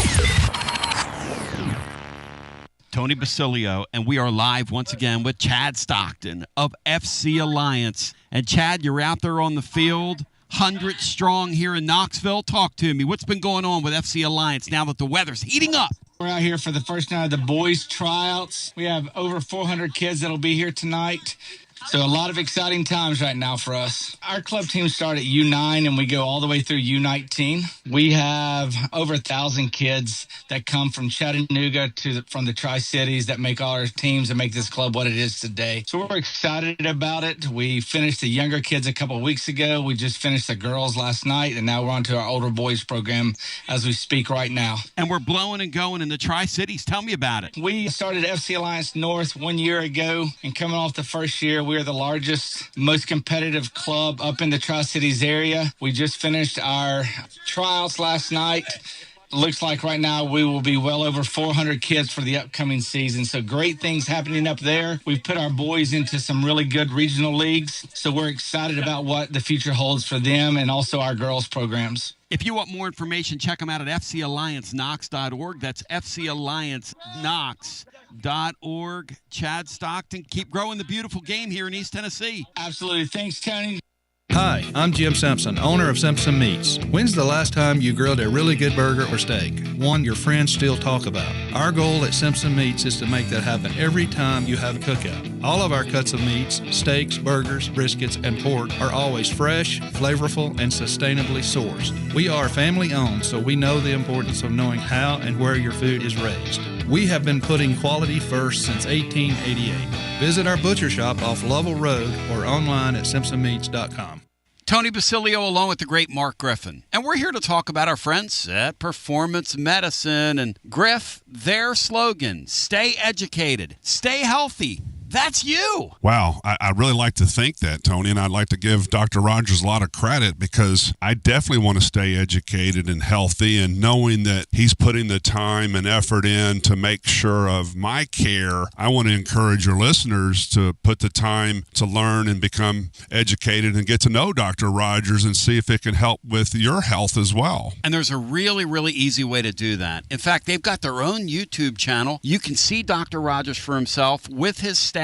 It's called The Performance Medicine Show over at the Performance Medicine channel over on YouTube. Also, more information at performancemedicine.net. To our friends in North Knoxville, a brand new location over in Fountain City, now accepting patients. So many ways to reach Dr. Rogers. And like they say, stay educated, stay healthy. Performance Medicine, online, performancemedicine.net. TB here for Cedar Bluff Plumbing, a live and local company that's been serving our area for over 32 years and counting because every customer counts, and I mean no job is too small. Cedar Bluff Plumbing just voted #1 by City View magazine because multiple plumbing experts are on call to serve all your plumbing needs. Chances are there'll be a plumber in your area when you call, and they won't send some salesman to your house. You're going to get a high-character, trustworthy, highly trained plumber who will serve you, not like some of these guys that look like they came off the set of America's Most Wanted. Cedar Bluff Plumbing is Basilio tested and approved and will go the extra mile for you because Chucky Mack is a servant of the people and my consigliere to the throne, celebrating over 32 years of serving living volunteers. Cedar Bluff Plumbing. Call 588-4448. That's 588-4448. Cedar Bluff Plumbing.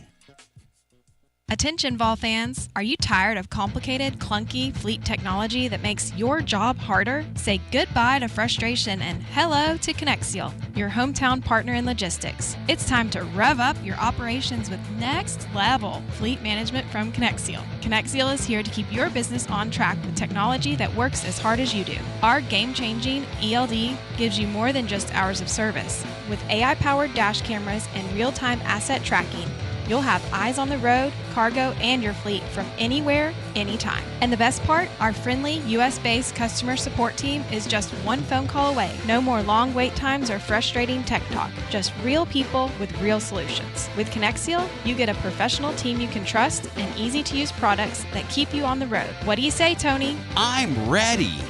Make the smart move and call Connexial today. 865-888-6920. Learn more at Connexial.com. That's Konexial.com. Drive life with Connexial and go Vols. Basilio here, and you know my friends at Carnes Motor Company started with a dream over a quarter century ago. I met Rob and Brian back when I still had hair, and they were working at a huge dealership in West Knoxville. But they told me back then they wanted to sell cars on their terms, and I wanted to do radio on my terms. Their terms, just like my terms, are ultimately your terms. In both cases, you're the winner. A Car Guru's national award winner with a 5-star rating on all sites, just like our Vols. Everything about buying a car from Carnes Motor Company is no hassle. They specialize in high-quality pre-owned vehicles between the $5,000 to $25,000 range. And if you need to sell a car, they'll either buy your car or they'll help you sell it. Carnes Motor Company also has a top-notch service department. Therefore, every vehicle is rigorously inspected and serviced prior to delivery. So you're guaranteed to get a quality pre-owned vehicle every time. If you need a place for service, they've got you covered. Come be a part of the Carnes Motor Company family and tell them you heard about it from B. Online at carnesmotor.com. Oak Ridge Highway, 1 mile past the Carnes light. Carnes Motor Company. Yeehaw! Some people say betting online is still the wild, wild west. But with the VIP Play app, you're riding with the best. VIP Play app is hotter than a $2 pistol packed with flair. Live hosts and features finer than a frog hair. Send your old betting problems out of town with a slap. You'll be betting sharp as a tack on the VIP Play app. Don't be a better, be a better with VIP Play today. Download VIP Play today or head to VIPPlayApp.com. Gambling problem? Call 1-800-88-99789. Must be 21 plus and located in Tennessee to bet. It's always magnificent. Mondays on the Basilio Show, presented by our friends at Fleet Tire. I-275 exit 1B at East Woodland Avenue in Knoxville. Fleet Tire, I-275 exit 1B at East Woodland Avenue in Knoxville. And now, back to B. Bry got that in there. It's a Tuesday, ladies and gentlemen, but shout out to Jerry and the guys over at Fleet Tire. Of course, it is a Tuesday. But here we are, ladies and germs, doing it with you. John Adams is presented by our friend Jennifer Morris at Keller Williams. Next move, SmokyMountains.com. She's absolutely outstanding. Much love to her. And let's go back to the phones, and we'll get our next call in. I got to ask Matt and Bry, if Tennessee can't make the playoffs, what two programs would they like to see in the playoffs this fall? And John has a thought, but I'll get to him. Let's get to the calls. Pete, you're in St. Louis, home of the Cardinals. Welcome in. Good afternoon, gentlemen. Great to be on the show again. Great to talk to you, Pete. So I'm looking at that bottom half of that top 25. I'm going with Texas Tech because anything good that happens in Texas that hurts Texas and Texas A&M, I'm all about it. And then Kansas State. It's a fan base that's been dedicated. What Bill Snyder built there. And if you live and have to go to school in Manhattan, Kansas, you deserve something like a playoff. How about that? Shout out Kansas State. You know, the thing that's really insane about what the job Bill Snyder did there is they weren't a doormat. They were winning like one football game a year when he went there. I mean, they were beyond buried in that sport, John, weren't they? Yeah, and see, I was in the Army in Fort Riley, Kansas, which is about 35 miles from Manhattan. This is way back in '71 when Vince Gibson was the coach, and they had Lynn Dickey. I played against Lynn Dickey in softball. They had some good players, but the Big Eight was so powerful then they were still overwhelmed. I think it's one of the great all-time coaching jobs in college football history, what Bill Snyder did. Yep. And I don't think it gets recognized enough because he didn't win a championship. And it also points out a flaw in how they select coaches for the College Football Hall of Fame. You have to have a certain winning percentage. Well, look, winning games at Kansas State is a lot different than winning games at Alabama and Oklahoma or Tennessee and Texas. It's so hard to be successful there. If Nick Saban would have coached at Kansas State for 17 years, how many national championships do you think he'd won? Oh, your point's well taken. I mean, and I think he would have made Kansas State really good, and maybe he could have won one. But if you go back to 1998, when Tennessee won its national title, Kansas State was right there, but it lost that game to Brandon Stewart, the ex-Vol quarterback in Texas A&M in the playoff. A big upset. there was a real possibility Tennessee would have played Kansas State in a national championship game, and that Kansas State team was, what was the quarterback? Bishop. Michael Bishop was Bishop. Unbelievable. And unbelievable. He was a dual threat guy. That would have been a better game than Tennessee versus Florida State. Hey, Pete and St. Louis, those are two excellent choices by you. And I'd expect nothing less than a guy who lives in the home of the Battlehawks. Hey, we take what we get. The St. Louis fans love their football, and even though the NFL kind of screwed us over, they know their football. I've got something, a little food for thought for you guys. Yep. We're talking about Florida's schedule, Tennessee's schedule. I took a look back at 2017 Missouri when Hypel was the offensive coordinator and Drew Lock was the quarterback.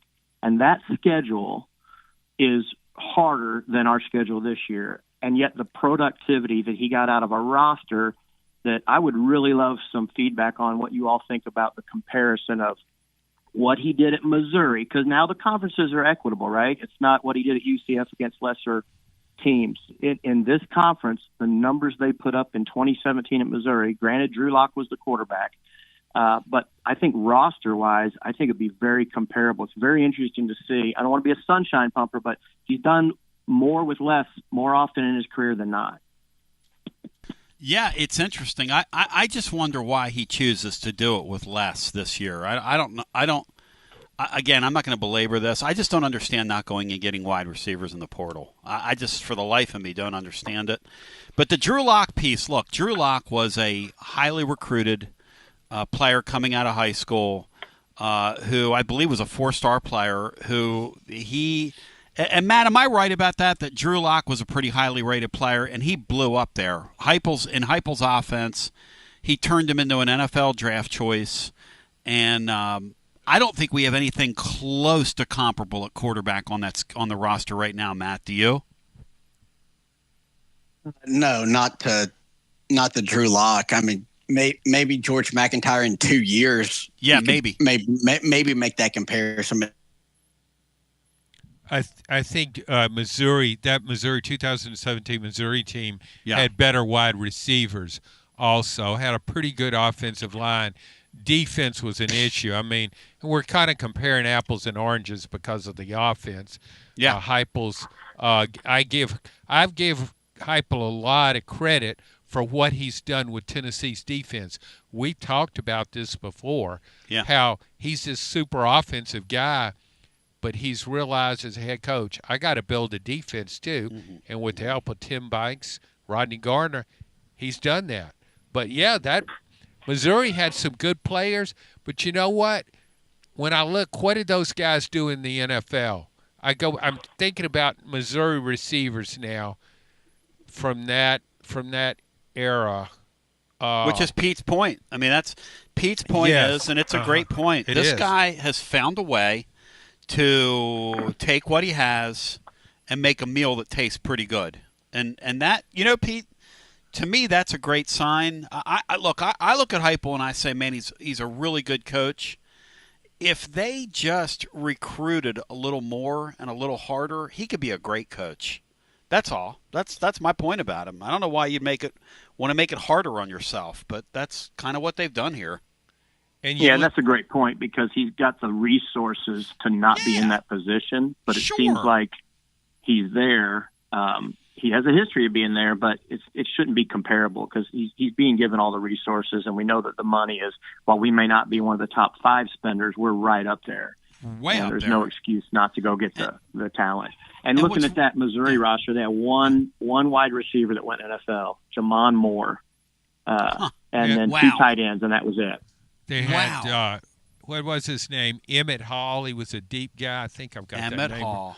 Yeah, Emmanuel Hall. Emmanuel Hall. Was a wide receiver. And so you go and you look at that. Did not play NFL. Right, and you look at Missouri back then, very similar to Tennessee with running backs. I mean, they had a group. They had several guys rush for quite a few yards. They had Roundtree that year. Larry Roundtree. They had Ish Witter, and that was Ish Witter. I think rushed for over 200 yards on Tennessee. And my colleague Blake Topmeyer was interviewing when Hypel was hired, he was talking to some former Missouri players about Josh Hypel, and they were talking about how good he was offensively. And I think it was Emmanuel Hall that told him, he said, yeah, well, look at our running backs now. Roundtree, he's a really good player, but look at Ish Witter, man. Even Ish Witter did really well in Hypel's offense. Hey, Pete, Ish Witter did not here. go to the NFL. No. I pulled up his stats. He had 188 attempts. He rushed 1,049 yards and averaged 5.6 in 2017. Didn't he have over 200 on Tennessee one year? Well, hey, John, Tennessee's defense, that was a night they gave up. Like, Matt came from the game. We were doing the post game, and Matt was like, man, I'm punch drunk. Missouri just scored again. He's like, Matt, didn't they have like 600 yards of total offense on us or some crazy thing like that? Wasn't that – it was crazy, right? In, I think, 2016, it was over 700 yards of total offense. It was the most – And the crazy thing was they lost the game by like 30 points. They lost the game, yeah. But Tennessee couldn't stop them. It was like when Tennessee remember when Tennessee beat Troy State that year? Oh, my gosh. And Troy State had set, I think, a record against Tennessee for most yards given up. But those Missouri offenses were extremely prolific. And as you pointed out, a lot of these guys didn't star in the NFL. Pete's right. They didn't even get to camps. Yeah, they didn't even make teams. And you look at what Hypel's done at Tennessee. Good point, Pete. With that running game. It doesn't. Yeah, you had Dylan Sampson, really good player, but you had lesser running backs than Dylan Sampson, and you still cranked out 200 yards a game and either led or were close to leading the SEC in rushing. I think that's a really good sign. Hey, Pete, would you do me a favor and put some of that in an email so I can put that up on the blog? I would love to feature that. Just your Absolutely thoughts happy there. to do that. Because that's really, really wonderful stuff. And, again, the only piece of that I'll say is a concern here is a trigger guy that can get the ball out. Because, the lock guy, he just turned him into a high-level draft pick. And, man, they were flying. That's the 2 seasons that those two guys got together. I remember after a Tennessee-Missouri game, Missouri, I believe, put 50 points on Tennessee back-to-back years. Yeah. And it did it at Neyland Stadium. And in an interview, post-game interview, Drew Lock was talking about, our offense just wasn't clicking tonight. He was critical of the offense, and we should have done so much more than we did, and it still scored 50 points. Jeez Louise. Well, Pete, St. Louis, anything else for us? Great call today, man. No, I appreciate you guys greatly. Thank you, brother. Cacao to the Battlehawk fans out there, and those of you that know. 865-200-5402. And, yes, I am referencing UFL football, which Matt Dixon watches frequently. Matt, are you excited about Taylor Swift's new record that's about to drop, Diary of a Showgirl? Matt Dixon, where are you on that? Excitement level. I'm not interested at all, Tone. Well, that's really perfect timing, though, with the start of the NFL season. Exactly. And she did it on the Kelsey Brothers podcast. Here's a question about the Kelsey Brothers. Once she breaks up with him, gets bored with him, and breaks up with his meathead, how many people are going to listen to their damn podcast? Those two needy morons. Let's go back to the phones at 865-200-5402. No offense. But Goldbrick Jones has another thing that Goldbrick Jones tells us. John, are you in favor of changing Goldbrick Joe's name to Goldbrick Jones now in honor of Florida referring to him as Goldbrick Jones? I really prefer Goldbrick Joe. Okay. Matt Dixon, Goldbrick Jones or Goldbrick Joe? I want to keep Goldbrick Joe. Brian Hartman? Florida can call him Goldbrick Jones if he wants, but I'll go with Goldbrick Joe. Just like Florida can say mollywalked. All right, so Goldbrick Joe about Ole Miss says the following. They brought in 3 offensive linemen and are hoping that it's going to mesh and work out of the portal, but it's been very slow going in camp thus far for Ole Miss. Those are the reports out of Ole Miss's camp. Tony, John, how much? Go ahead. Well, how much this time of year, Mm-hmm. everybody's so excited about football getting so close. So every little message and note and play that comes out of preseason camp tends to be magnified. I really would like to see some games before we start making some hard, fast opinions. It's more significant than spring ball, but it's still, we got to keep in mind, and Florida brought this up. I just don't know. I don't know how significant what's happening right now will be once the season starts. We'll go back to our phones. Oklahoma's had a lot of injuries in camp so far. God, they had Their them offensive last year. line has been very banged up. Their wide receiving core that they brought up has been very beat up and banged up already, and as has their prize running back Ott that they've brought in. So it's deja vu all over again at Oklahoma. And then we talked earlier about the fact that there's some leak online, and I have no idea whether it's real or not, but it's a part of the mix. Their offense really struggled in their scrimmage over the weekend, and Mateer apparently, by some accounts, had a horrendous scrimmage for them. But let's go back to the phones. This camp, this college football thing, first month of the season, we have no idea what we're going to get. And now more than ever, we have no idea what we're going to get. But let's get Rusty in here on a day where we report that Boo Carter has come late to 1, if not 2 practices. Tennessee's dealt with him internally. And last night, Mama Boo went absolutely crazy on social media. And that we believe the two are tied together. Hello and welcome into the next call. You're on the air. Went crazy. Interesting.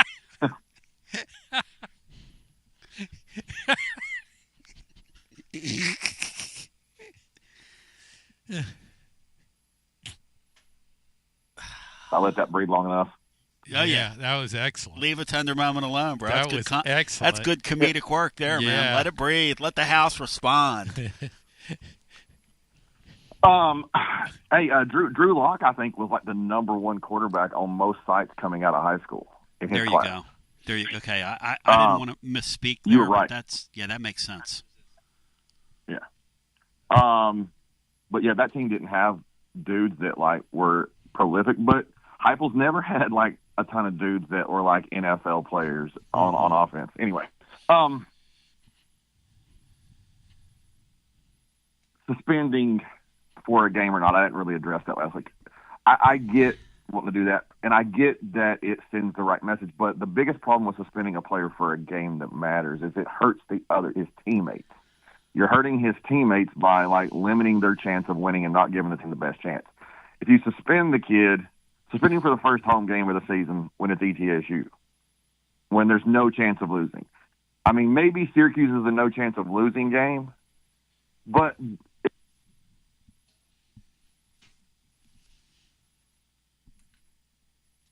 Do we lose Rusty, Bry? I think Rusty's going through a bad cell. Here's a point. Here's my point about. I'm here. Can you hear me? Oh yeah, you clicked out on us, Rusty. If this guy keeps coming late to practice and doesn't fly right, he's not going to be on the football team. That's how this thing's going to end. I mean, that's where this is going. 100% true. If he's doing other stuff, the coaches basically, I guess Hypel had to convince the players to allow him to be back part of the team, right? Yes. If he's not meeting those expectations, he's not going to be playing and be dressing in any games this year, because the players' council is going to be against it, and the coaching staff will have to make the hard decision. That's no doubt. I'm just saying, if everything goes forward with he's going to be a part of the team, he's going to dress for ball games, he's going to be a player, then you don't suspend him for a game you could possibly lose. Kirby Smart wouldn't do it. No. Les Miles wouldn't do it. Nope. Nick Saban wouldn't do it. No. Urban Meyer wouldn't do it. They would suspend them when they were playing North Florida Atlantic Southern Junior College. That's when you would suspend the kid because you don't hurt his teammates by not having all your bullets in the chamber. Hey, John, what was that defensive lineman's name that during the Urban Meyer era that got in some trouble? And they literally picked the 2 Crip games. One of them was like in week 7. And they announced this guy is suspended for like Jacksonville State or something. That was John Thomas, I want to say. That's right. That's right. Oh, Urban Meyer, done the same thing. Kirby's done the same thing. Kirby has had guys playing like the opener versus Clemson or the opener versus Oregon, and then like the next week against Troy, he suspends them. Here's the thing, though. Several times. You know, and Kirby's gotten a lot of criticism for not meting out harsher penalties to all the Georgia players arrested in traffic incidents. And traffic incidents are more serious than missing practice. But in the context of assembling a football team, it impacts players more when a guy doesn't do what he's supposed to do within the confines of a team. In other words, if the other Tennessee players, if they hear one of their teammates got arrested for speeding, oh, that's too bad. But they don't want to punish him. But when a teammate doesn't show up for off-season workouts and they're out there sweating and giving it everything they've got when they'd rather be doing something else, that impacts the team more. And I think... Oh, for sure. Yeah, that's why I think it's important to send a message to the player. I wonder if right now, if you took a vote on the team, if it would be in favor, and I'm not talking about dismissing, I'm talking about suspending him. How many players would be in favor of suspending him for the first game? I think the majority would, because they know he's going to take another player's spot in the lineup, and they know the player whose spot he will take has been doing what he needs to do and is more of a part of the team. I just think, and again, it's not being suspended for ETSU, but if Tennessee can't beat Syracuse without Boo Carter, it's going to be a 6-6 season. It may be. It may blow Syracuse out with Boo Carter. That's not what I was saying. I'm just saying if there's a game that's a chance to lose, you want every advantage you can to win. And you're right. The players you should ask the players, do you want him suspended if you're considering it, and get their input. That's absolutely right. But I think if I was a player on that team, I would want every advantage I could possibly have for us winning the ball game. And if that means Boo Carter's returning punts for us and gives us a chance to maybe break one, I want that advantage as a player. Okay, now I want him punished and running steps and puking his guts out before and after every practice, but I don't want to hurt my chances of winning that ball game as a player. Okay, Rusty, here might be a way to discipline him.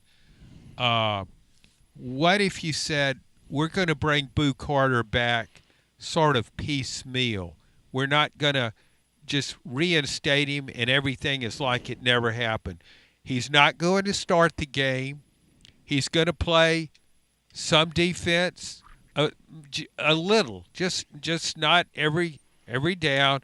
Might even run him out there at offense for a series, and we will have him returning punts.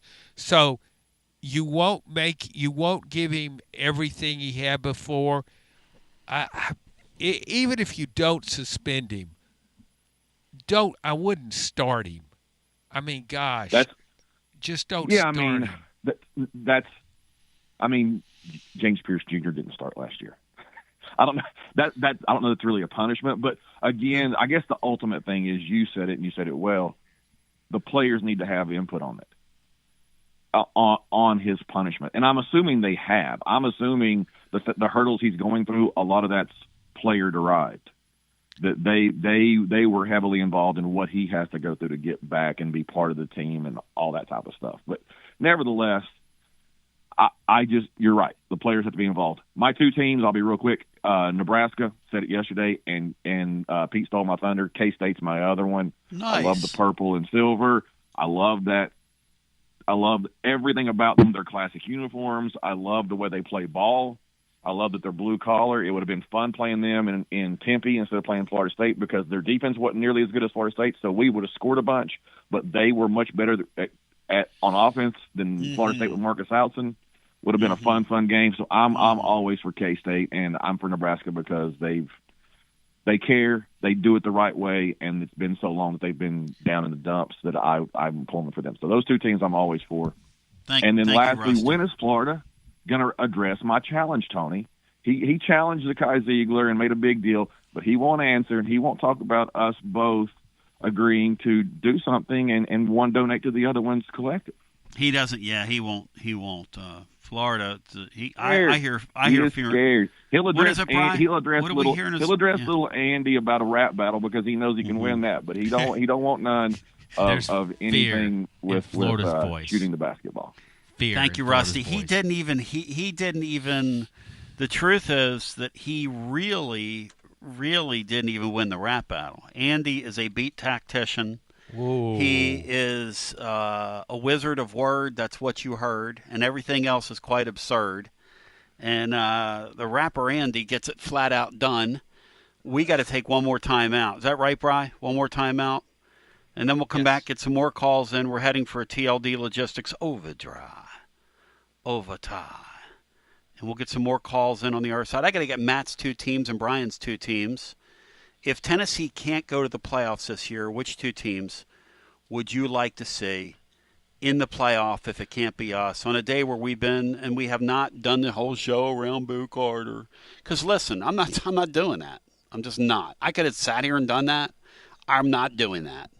But we are reporting that the blow up online last night is related to the fact that Boo's come late to at least one, if not two, practices, and he has been once again disciplined internally. Now, this thing just does not feel like it's going to end well. I'm not going to play God on here and tell you that I know how it's going to work out, but it just doesn't feel very good. Take a brief timeout. We'll come back on the other side. We'll continue. I want to get some calls in. We'll no doubt head into our third hour. It's absolutely outstanding on a Tuesday after this. Guests appear on the TLD Logistics Hotline. Online at tldlogistics.com.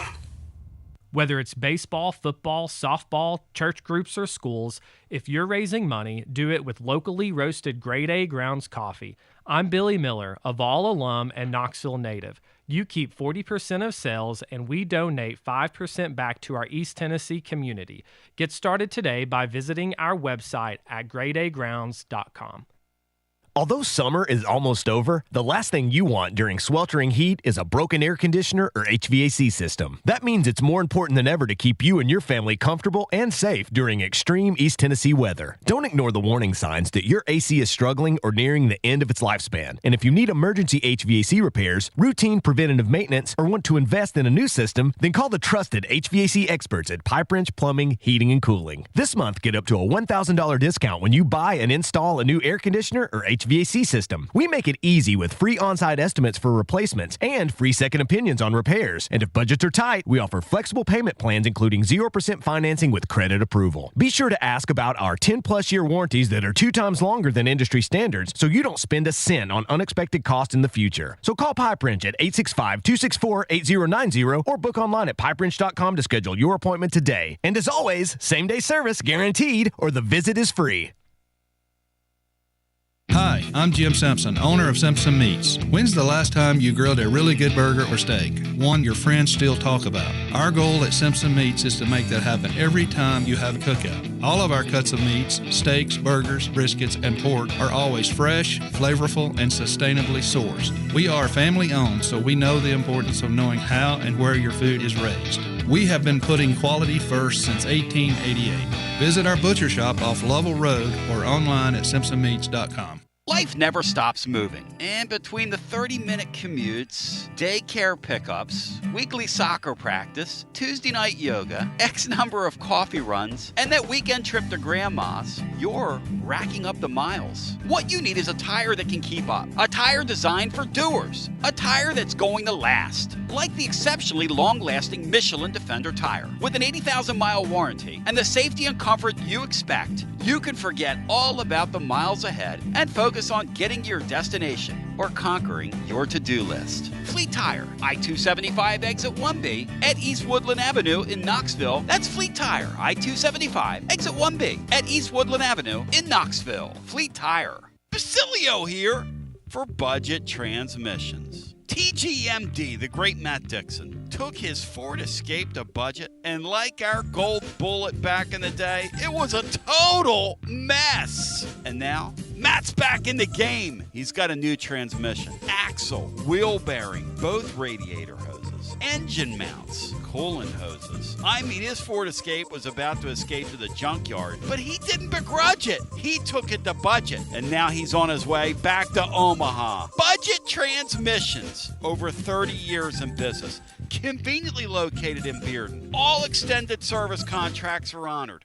A gold certified Repair Pal member. 865-584-4391. 865-584-4391. Budget Transmissions. Don't begrudge it. Take it. So budget. Hey there, Basilio family. Jennifer Morris here with Keller Williams Realty. The countdown to fall football is on. Is your fall plan missing the perfect home to watch the Vols make another playoff run? If a new view is on your game day checklist, I'm ready to help you find it. Don't wait until kickoff. Give me a call today at 865-694-5904 or visit my website at nextmovesmokymountains.com. That's nextmovesmokymountains.com, and go Vols! Basilio here reminding you that when you want to sell your extra tickets to the game, you don't want to give your life away online with all your personal information just because you want to sell a few extra tickets. Clark Moore at Select Ticket Service will gladly buy your extra game tickets and your extra parking passes. And the best part? Clarky Boy pays cash. 865-919-1016. 865-919-1016. Clarky Boy pays cash at Select Ticket Service. Clarky Boy pays cash. Tony B here with the great Zakai Ziegler for Advent. Hey, whoa. Tony, I got this. Hey, Tennessee, it's Easy here. Next time you have an electric issue at your home or business, call my friends at Advent Electric. With offices in Knoxville and Nashville, it's Mama's Easy approved. You heard it from the most electrifying player in the league. Call the service professionals at Advent Electric, 865-588-0631. Online, adventelectric.com. Tell them ZZ sent you. Back to our busy phones we go at 865-200-5402.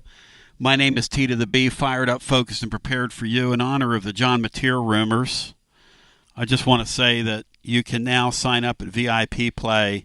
$5 or more your first bet. You get $100 in bonus bets instantly. Look, the college football season's right around the corner. You better get fired up, focused, and prepared for it. And you're going to do it over at VIP Play like never before. You will use the promo code TNTony when you sign up. And remember, you can bet on all 12 Tennessee football games there. Plus, you can also still bet futures bets for the upcoming year. I think there are some futures layups out there to be had. Obviously, don't hold me to it if it doesn't come to pass. But we will be doing a special futures winners and losers coming up here momentarily as I get a little more ambulatory and I'm able to get up and get around and get out and about. But in the meantime, 200 leagues, they're live, numerous bet types, props, options, and the VIP Play team wants you to know that everybody gets treated like a VIP at VIP Play. Give them a try. You won't be sorry. And if you have a gambling problem, 800-889-9789, 21 and over, located in Tennessee, to place a bet. Let me get Seattle in here. Seattle, welcome in. You're on the air. Hey, Tony. How you doing? Great day. Good day to be alive, man. Good talk to you. It really is. Beautiful day out here as well. It's nice. Seattle summers are like Tennessee fall days, so it's absolutely gorgeous. Nice. Wow. Hey, I want to say something, and maybe this is going to make this call not very popular, but it's something that it's hit me in the face every time I think about the various issues that we've dealt with this offseason. I am not 100% on Josh Hypel at this point. I don't see, I've said this before, I don't see urgency in the guy. I hate to say it, but he kind of looks like he just crawled out of bed half the time. Not shaven half the time. I mean, there's not a lot of times with him, there's not this image.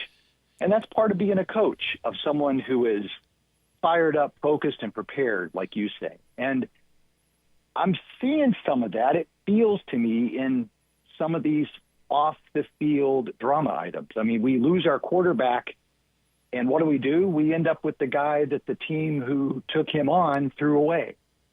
It's always kind of the easy option.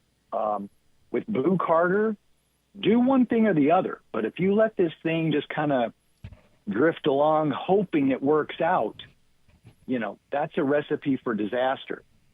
The defense is cranking, and I think you got Rodney Garner over there. You got people who are pushing that side of the ball, and, Hypel should thank his lucky stars he's got him. But his side of the ball, you got Ellerby and folks on that side that, again, there's just no sense of urgency. There's no sense of, a complete, focused, and prepared leadership that's driving this thing forward.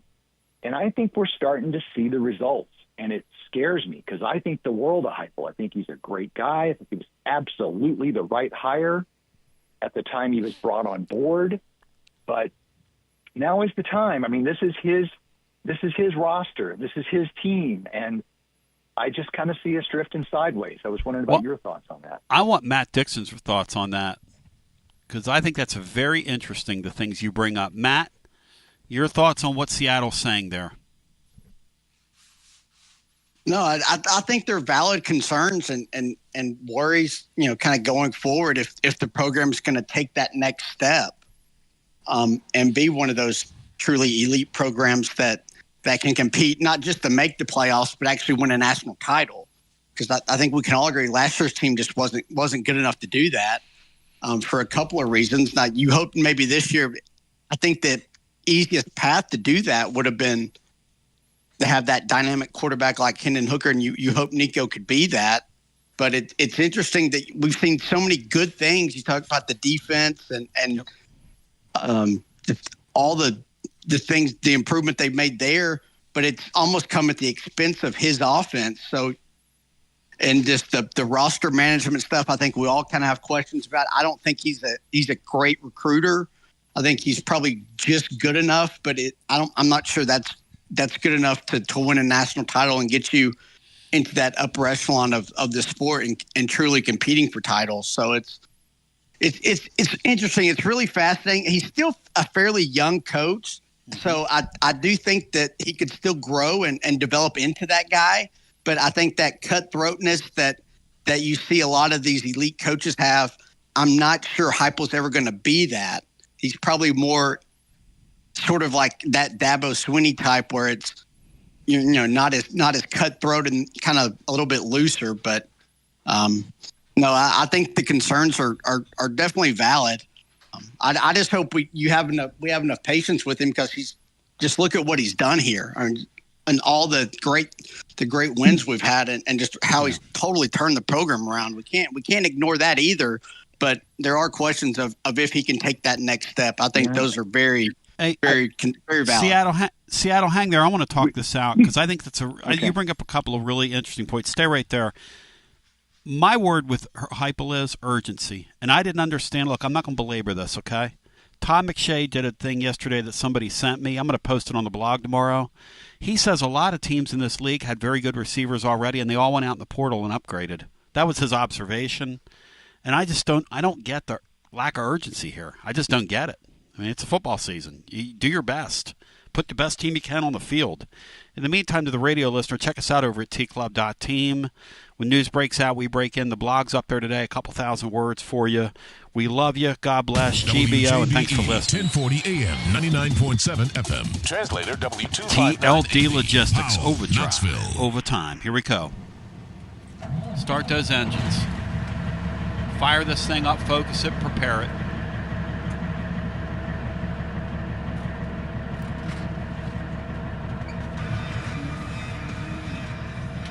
It's TLD Logistics Overdrive Overtime, presented by TLD Logistics. Online at tldlogistics.com.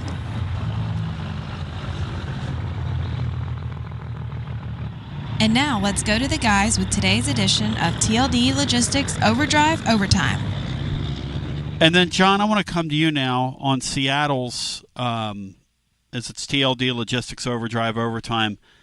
Seattle, his call basically is, look, I like Hypel. I want him to make it. But he was talking about his unkemptness, which he does have an unkemptness about him. There's no doubt. I mean, I would ordinarily say, well, you can't say things like that. But when you keep yourself unkempt and you're in his spot and you walk around like with the stubble all year, and, you know, it just kind of, it is what it is.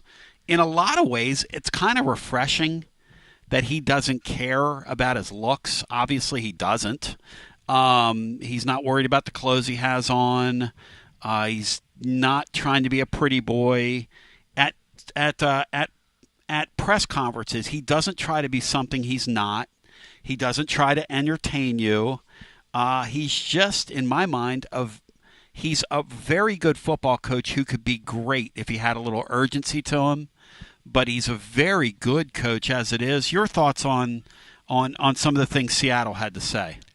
Well, Seattle made some really good points, and we talked about them before on the show, and looking at Josh Hypel.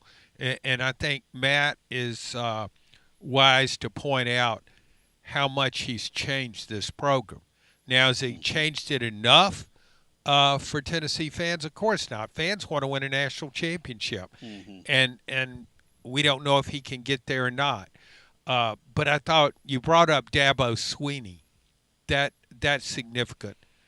Dabo won 2 national titles at Clemson, and he won them when Alabama was in the middle of a dynasty.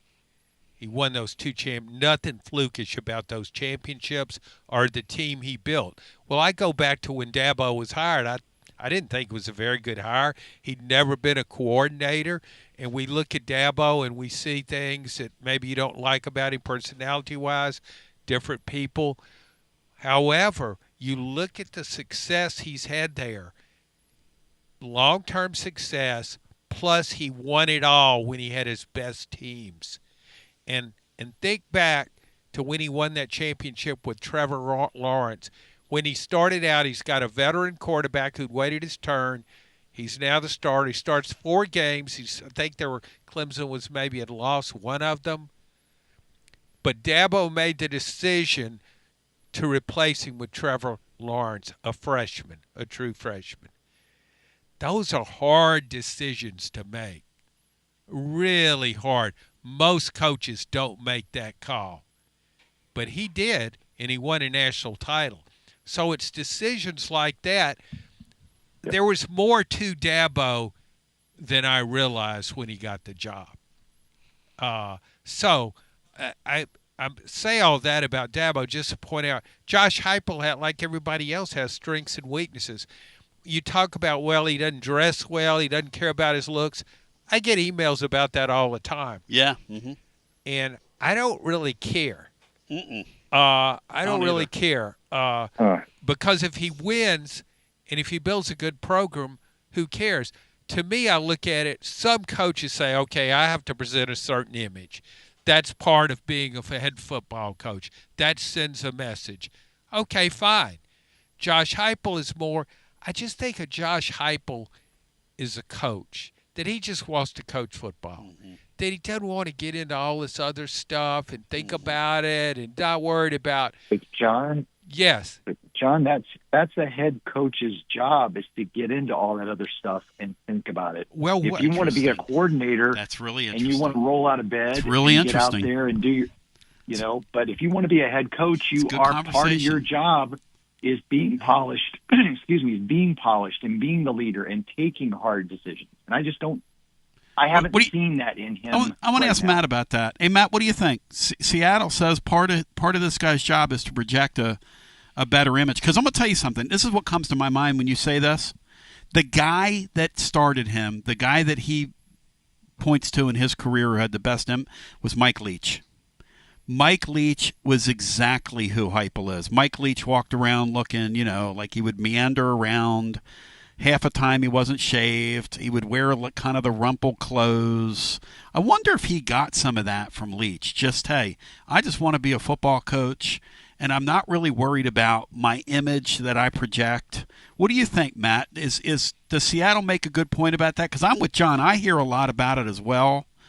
I'm somebody that doesn't care. I walk around in beat up clothes, and I've said before, when I've been sitting out playing music and in the park, people have walked up to me and handed me money and told me to go get something to eat. That's happened more than one time. I'm not kidding. I'm really not kidding about that. But Matt, what is your read on that? Because Seattle says that's part of the head coach's job to project that. Yeah, I don't know. I've never thought about the way Hypel dresses and thought, hey, this guy looks sloppy and it's not a great image. I've never really thought that, so I'm not sure I have an opinion on it.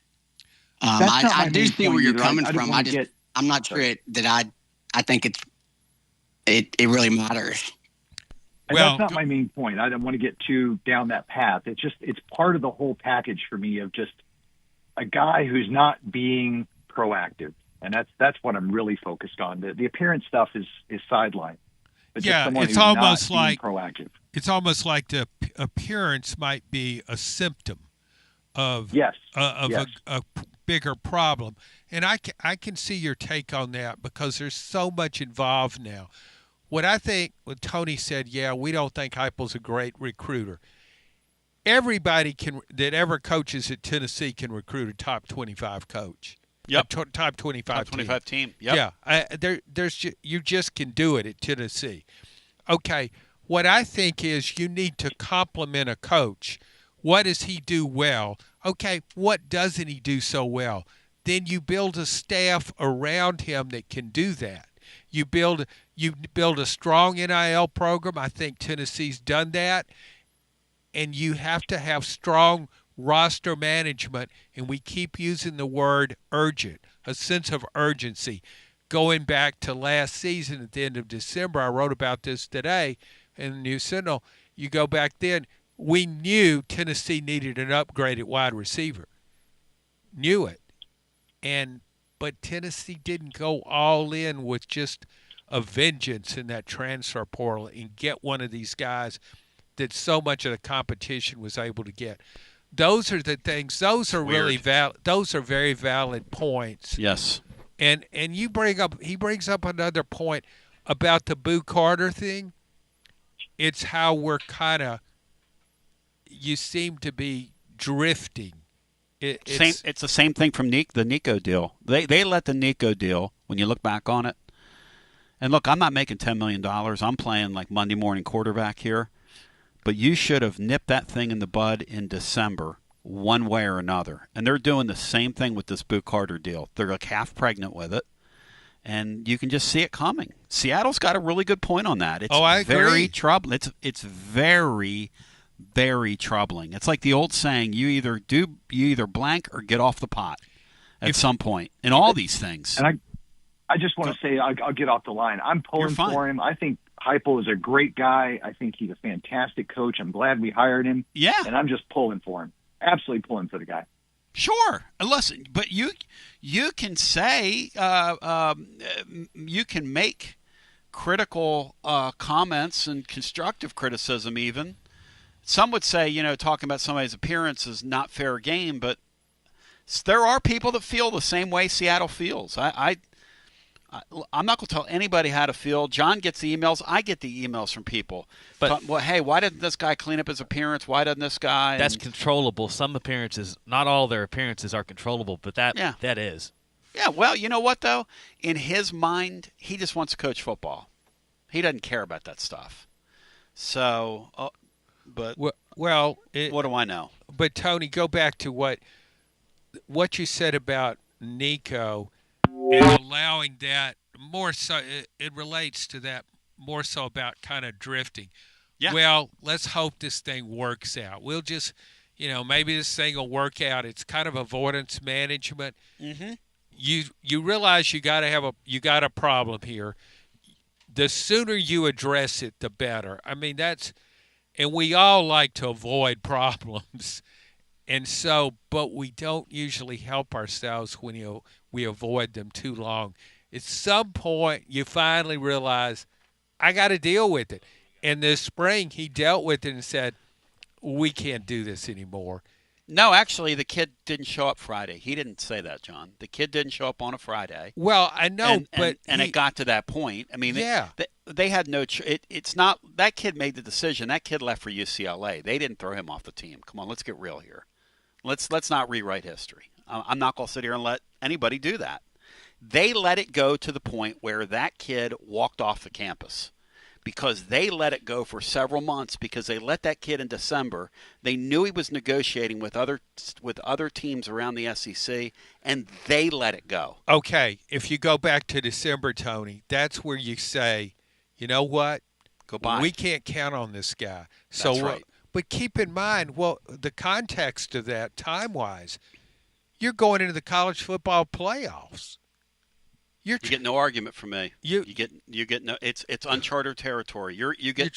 Right. You're right. You're right trying about that. to save this. You're in the playoffs. That's everybody's goal, and you're there. So let's make the best of this.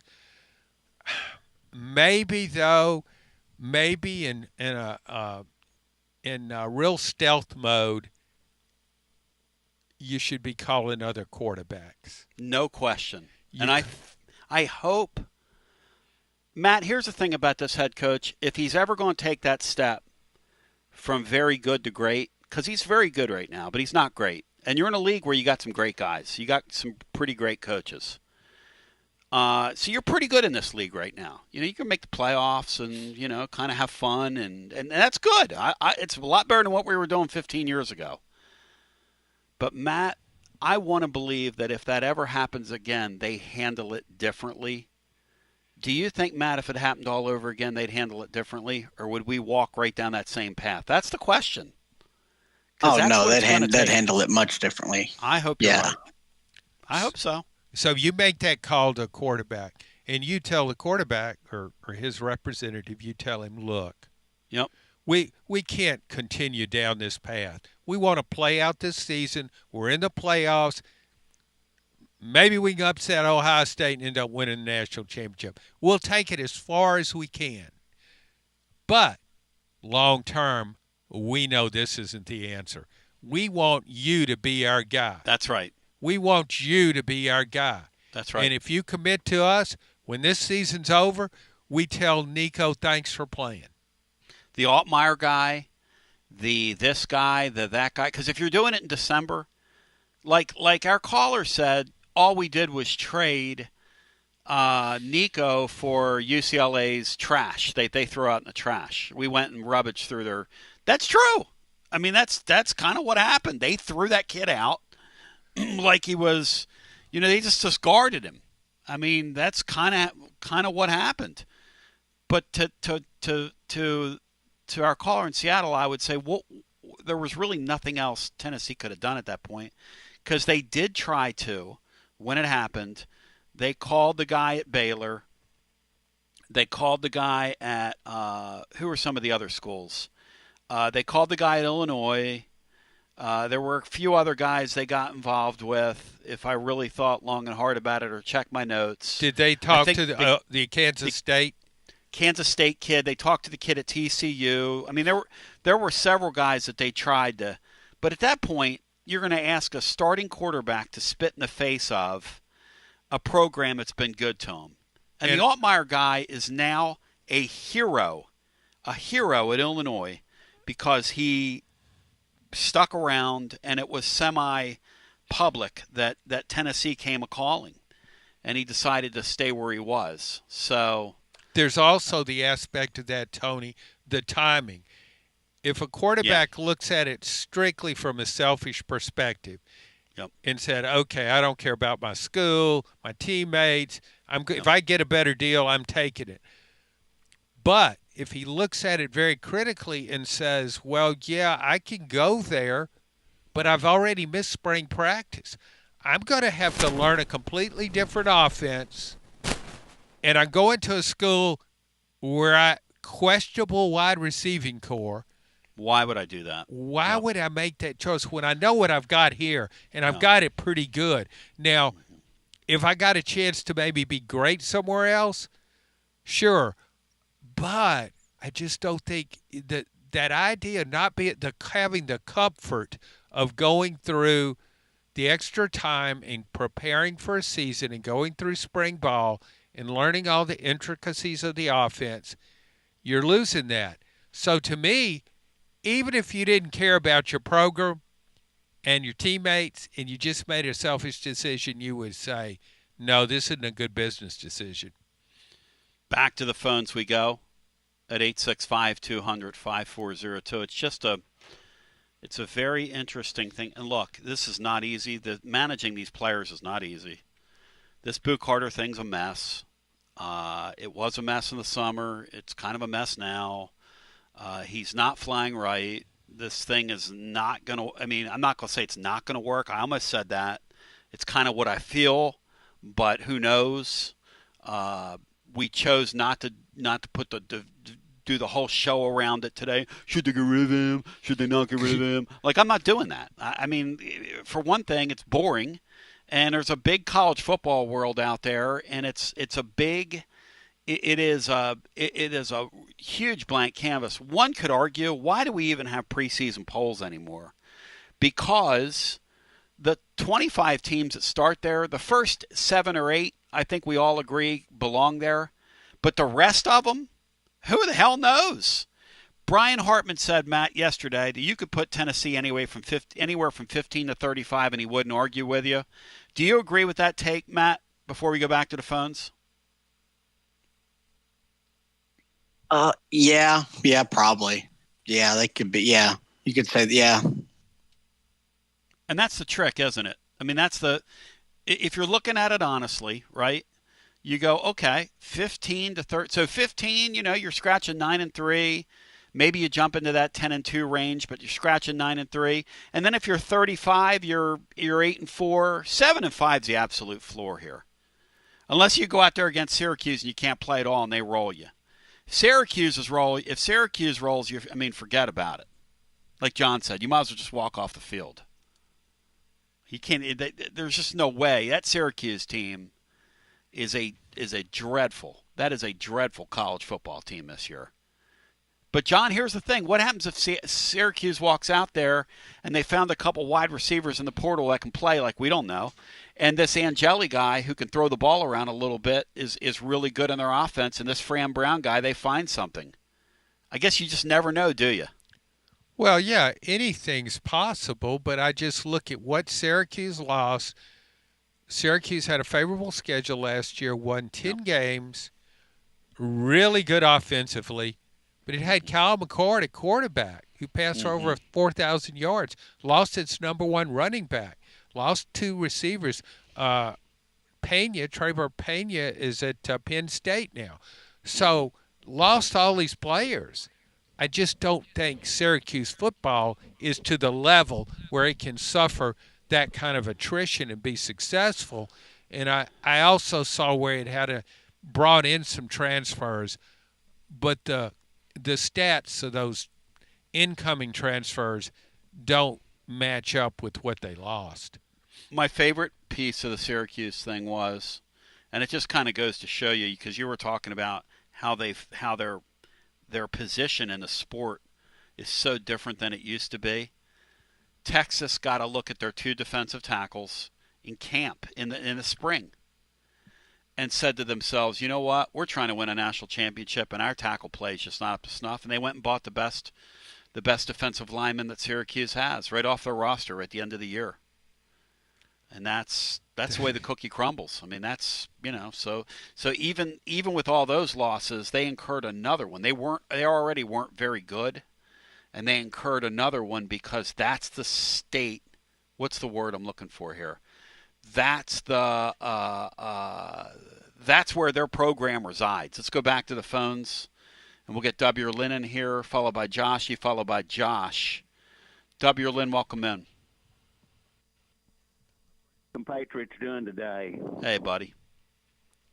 I was adjusting my radio when Florida was on. I first thought he said Goldfinger Joe. There you go. Thought he was talking about a Bond movie or something, but no, we got to stick with Gold Brick Joe. I vote that. Gold Brick Joe. Gold Brick Joe, just an ironic nickname. A guy that did so much for Roger, does so much for so many people, and I started calling him Gold Brick Joe because it's the exact opposite of who he is. I like ironic nicknames, John. I'm for things like that. But to the topic of if Tennessee cannot make the playoffs, which two teams do you want to starting see in the go? late 60s, I picked a backup team to follow, and I always pull for them as long as it doesn't hurt Tennessee. And then about 1970, I picked a third team, a Western team. Same rules. I pull for Tennessee, and as long as it doesn't hurt Tennessee, I pull for this team. My number 2 team of all time has been LSU, and my number 3 team has been Arizona State Sun Devils. Ew, I love Arizona State. They are so cool. Now, they made the playoff last year. I like both those Arizona teams. I love Arizona. I used to love watching those old Dick Tomey teams when they had the Desert Swarm defense and all that. But Arizona State, what a fun program. Just fun, man. And you know, they ought to do a retro AP national title for 1975. Arizona State was 11-0 and beat 10-1 Nebraska and finished 12-0, and they didn't win the national title. That was the good old days. Bino and his brother had to bring us a playoff. Why can't we just go back to the poll days and then make it an argument sport once again? And John, I started following LSU. The first thing I remember is I love their uniforms, and I love the fact that they like to wear white. And they beat Wyoming in a Sugar Bowl in 1967, and Wyoming had Jim Kick. Yeah, I was. I was in college then. I went to that game. It was old Sugar Bowl Stadium. They also had Jerry Poindexter, I think was his name, kicked about a 51-yard field goal for Wyoming. Wyoming I had no idea they were that good. Wyoming easily could have won that game. Yeah, Let they me were say a good this. team back then. I love watching Wyoming. That's a guilty pleasure of mine when they're on, like on a football Saturday and the Vols aren't playing and you're in a window where you're in a lull. Yeah. I love Wyoming Stadium. I love their colors. It looks like they've got a really cool fan following. Hey, Brian, don't you think, because Brian's a big Sky guy like I am, don't you think, Brian, that'd be a fun place to see a game up there in Wyoming and Laramie? Yeah, they were supposed to go there one year, and they had to move it to Nashville. They didn't have to move it. They bought them out. Yeah. Well, yeah. They bought them out. Well, see, that's one of my favorite parts of the country, that Laramie to Cheyenne, Wyoming. The highway to heaven's out there. The I-80 goes like into the sky. It's so beautiful and there, then, man. In 1970, John, of course, I thought, Tennessee had lost to Auburn, but we only had one loss, and I still had national title hopes for us. I was just 14 years old in 1970. And when Notre Dame beat LSU in South Bend 3-0, I cried. I was so upset. I was at that game. That was when I was still in college too, and that was an incredible game. Defense. I loved Tommy Casanova when he was at LSU. I tell you what, I got the full Notre Dame experience because I went up there with some friends. These were older people. My high school principal, and he was in my hometown. We drove up there. Bill Urso was his name. He was a Cajun. He was in the Marines, and one of his fellow Marines was named Jack Rockney. That was Newt Rockney's son. So before the LSU Notre Dame game, we met on this bar restaurant there right before the game around noon. I had lunch with Jack Rockney. That's about as Notre Dame as it gets. God, royalty! Yeah, it's insane, man. Did you see the what a Four story, Horsemen? But did the Four Horsemen appear? Mind, Tony, we played Air Force in the Sugar Bowl that year, but yes, number 1 Texas lost to Notre Dame, number 2 Ohio State lost, and number 3 Nebraska, who had a tie, played LSU in the Orange Bowl, and I had convinced myself that if LSU, who was 9-2, beat Nebraska, we would be national champs. Hey, Matt, and they lost another hard-fought defensive game, 17-12, and I was just my dad said, "Son, we beat Air Force earlier today," and I said, "Oh, I know, but I wanted LSU to beat Nebraska." But Matt, I gotta ask Matt something. Matt, do you feel under wing right now with W. Lynn's call? Do you feel under wing right now? Yeah, Matt? I'm a fan of the sport and Tennessee football history. Absolutely. Yep. This is oral history, what we're doing. Let me bring Joshy Boy in here, who's the original underwing. Joshy Boy, do you feel underwing right now?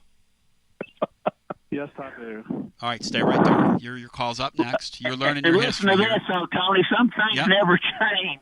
Yep. Notre Dame, who was number 6 and beat Texas, they jumped them all the way to number 1, believe it or not. Well, they gave a guy the Heisman Trophy who was on a losing team over the great Johnny Majors. I mean, come on, Shepard. But John, I've followed LSU, like I said, as long as it didn't hurt us. I've always pulled for them, and just like John. I hated it in 1969, the year Ole Miss killed us. That LSU lost to Ole Miss too, and that Ole Miss team was only 7-3, and they got to go to the Sugar Bowl. Yeah, and they went to the Sugar Bowl and beat Arkansas.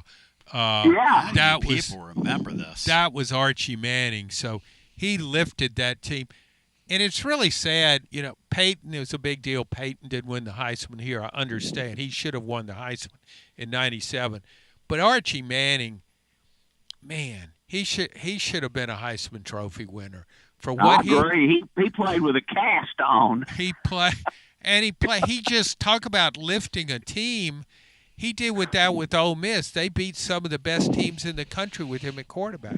I wonder if they do Arch a solid this year because of what happened to Manning and what happened to his father. But thank you, W. Lynn. Excellent call. Joshy Boy was under wing there for about 7 minutes, and then we'll get to my man Josh. But Joshy Boy, welcome in. How we doing, buddy? Good. How are you guys doing? We're fighting the good fight, brah. Good. Tony, my two teams, if Tennessee does not make the playoffs, my first team is going to be the UTSA Roadrunners. Let's go, man. I love those guys. Let's go. Too. Yep. And now my second one, they made the playoffs last year, but Kurt Signetti and the Indiana Hoosiers. How about that, Matt Dixon? I was not expecting Joshy Boy to give us Kurt Signetti and the Hoosiers. Were you, Matt Dixon? No, I was not a huge fan of that guy. He was such a prick a couple weeks ago at the SEC, at the Big Ten deal where he went out of his way to take a shot at the SEC. The guy is such a prick, man. Him and Brian Kelly ought to get a room. Why don't you like him, Dixie? I just think he's really, really arrogant. And yes.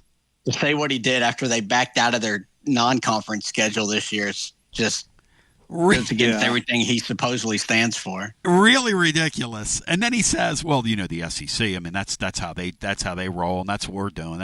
Is that right? I mean, is it because Texas is number one in America, and they're opening at Ohio State? I mean, is that right? Oklahoma's playing Michigan second week of the year. I see LSU going on the road to Clemson. Is that right? Yep. I mean, Alabama's playing Florida State. Tennessee's opening with Syracuse down in the Dome. I mean, is that right? Is that right there, Kurt Signetti? You joke. But you know what they're going to do, Tony? Indiana makes the playoffs this year, they're going to put them against the SEC team. Well, it's going for the years to come, John. It's going to be those two leagues, the AFC and NFC. I don't That's think where it's Indiana's making it this year. No, they're not making playoffs. No, I mean, I give Kurt Signetti a lot of credit, though, and he had such an accommodating schedule. Mm-hmm.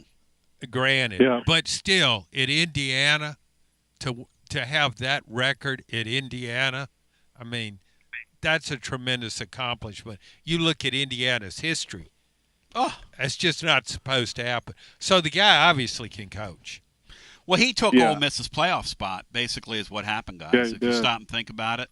Because Lane Kiffin, for whatever reason, and I would love to see Lane Kiffin get this job one day. I'm on the record as saying, because I think Lane Kiffin's got dog in him, and I think he would kill it here.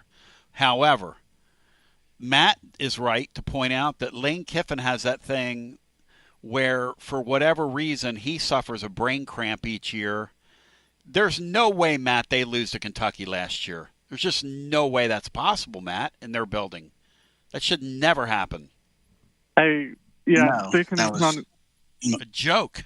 It was a joke, That's Matt. the most inexplicable loss of the. Well, I guess Bama losing at Vandy, but it was at least kind of a trap after that Georgia game. But no, Ole Miss losing at home to Kentucky was so bad. I'm glad you mentioned Vanderbilt because I was wanting to bring this up. John, did you see the snooze, the snote, and the snugget on Vanderbilt that they have never started a season in the Associated Press top 25 in the history of that poll? John, that doesn't make any sense to me where all that 4 or 5 year period when Franklin had it going and they were winning like 9 games a year, you would think one of those years they would have started 24 or 25, wouldn't you, John? Well, no. Because, No? for one thing, they didn't. You're giving them a few more wins than they actually had. They weren't averaging 9 wins a year.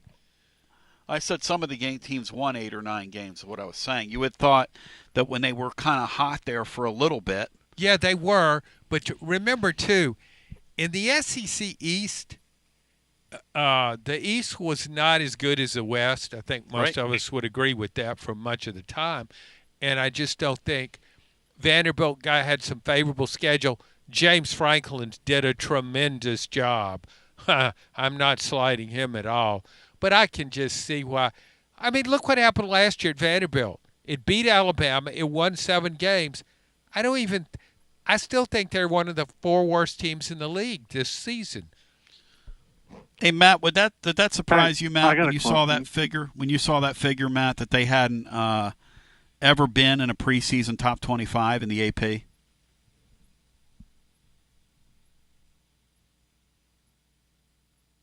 Is Matt there? I just don't think that's possible. But just think about the history of the program. Too surprising. I guess the surprising thing to me was that they're the only Power 4 team that's never been. That's it. That's I would have right. assumed like a Rutgers, maybe. I guess one of Schiano's teams must have been ranked one year. But yeah. It's When they had Ray Rice. but not a ton because Vanderbilt just doesn't have talent. Joshy boy, that's sad, isn't it? I feel bad for Yeah, George it is. Plaster. And I get what you're saying about when Franklin was there. You're surprised they were never ranked in the preseason top 25. But yeah, I kind of agree with John, though, what he was saying. But with Todd Simpson being named the starter for Alabama, Tony, are you surprised we haven't come out and named Aguilar the starter yet? Well, he is the starter because the other guy's been awful in camp so far. But I'm just gonna why keep it why real. doesn't Hypel already come out and name the starter? What do you Matt, think? what do you think the reason for that is? You've been over there covering it every day in the past. What do you think the reason for that is, Matt? What's keeping them from doing that?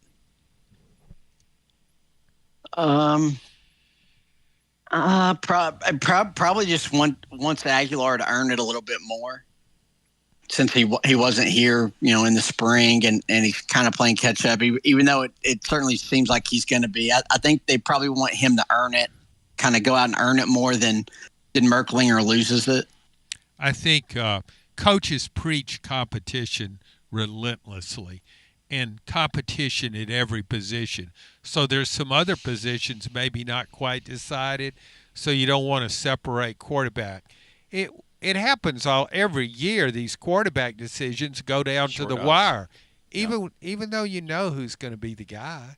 It's a really good point. And Yeah. Josh, I think the team knows who the starter is.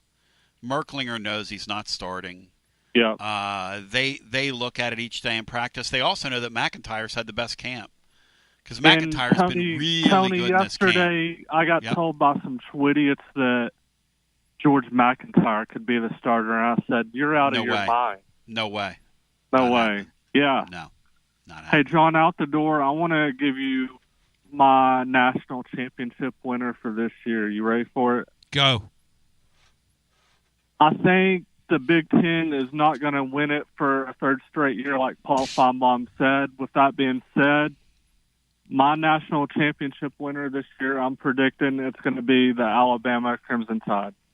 Wow! Whoa. From the 8 pole all the way. Hey, what's the number on that, Josh? I guess Josh left us. He said out the door. He was literally out the door after he said 4-1? Is that? They'd have to be 2 or 3 or 4-1 maybe to win it all. I Oh, don't know what the Alabama? No, Yeah. I'd say they're about 10-1, 12-1, 10 or 15. Not a bad play there, Josh. I think they're very good. And I think I'm with Matt Dixon. Till that coach proves to me in year 2 that he can't do it, and when he got reunited with the Grubhound, who's back from Seattle, they have a quarterback that can actually run their offense. Hey, Matt, we talked about it Thursday. That guy was really in a spot where he inherited a quarterback, a high-profile quarterback. He had no choice but to play him. But that kid was so bad in Knoxville in that game, if you remember. Ty Simpson probably will be better for what they're trying to do, don't you think, Matt? Yeah, they need a much better running game this year. I mean, they got to the point where they didn't even try it. Probably didn't try it enough. And Milroe was clearly their top running threat, so that they'll definitely need a much better running game this year to help Ty Simpson. But yeah, I think he should fit what they want to do a whole lot better. I'm still not sure if Ty Simpson has the talent. Maybe he does. You've got to do more than just fit the offense. Can he be exceptional in that offense?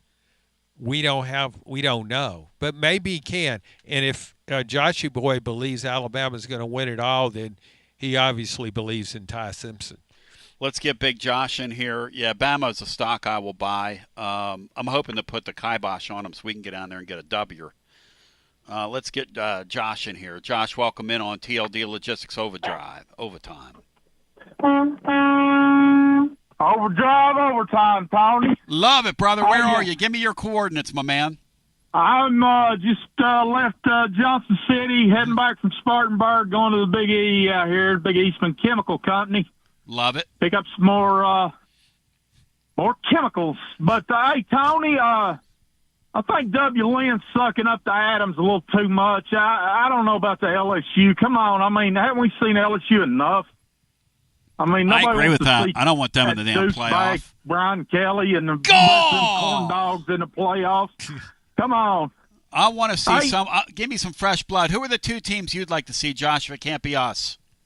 I would probably say Army because I love option football. I think it's old school. I miss Tom Osborne and all them Pollock fullbacks running the option. It was beautiful.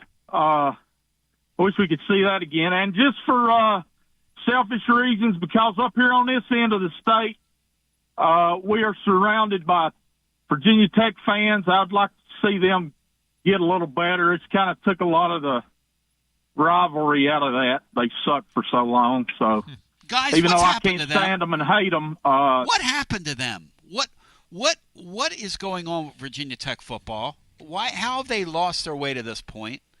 They haven't that's had coaching hires, good coaching Tony. since Beamer left, retired.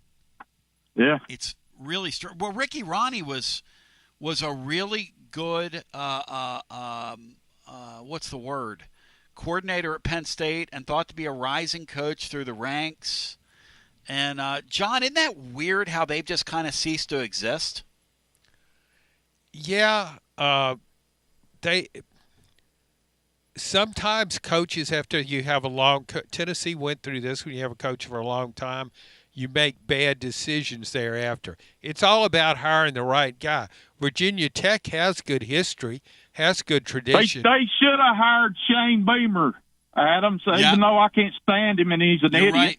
He would have done a lot better job than that guy. Well, I don't think he was ready for the job then. I like what he's done in South Carolina. I thought he'd fail South Carolina and get fired, but he's doing much better than I expected.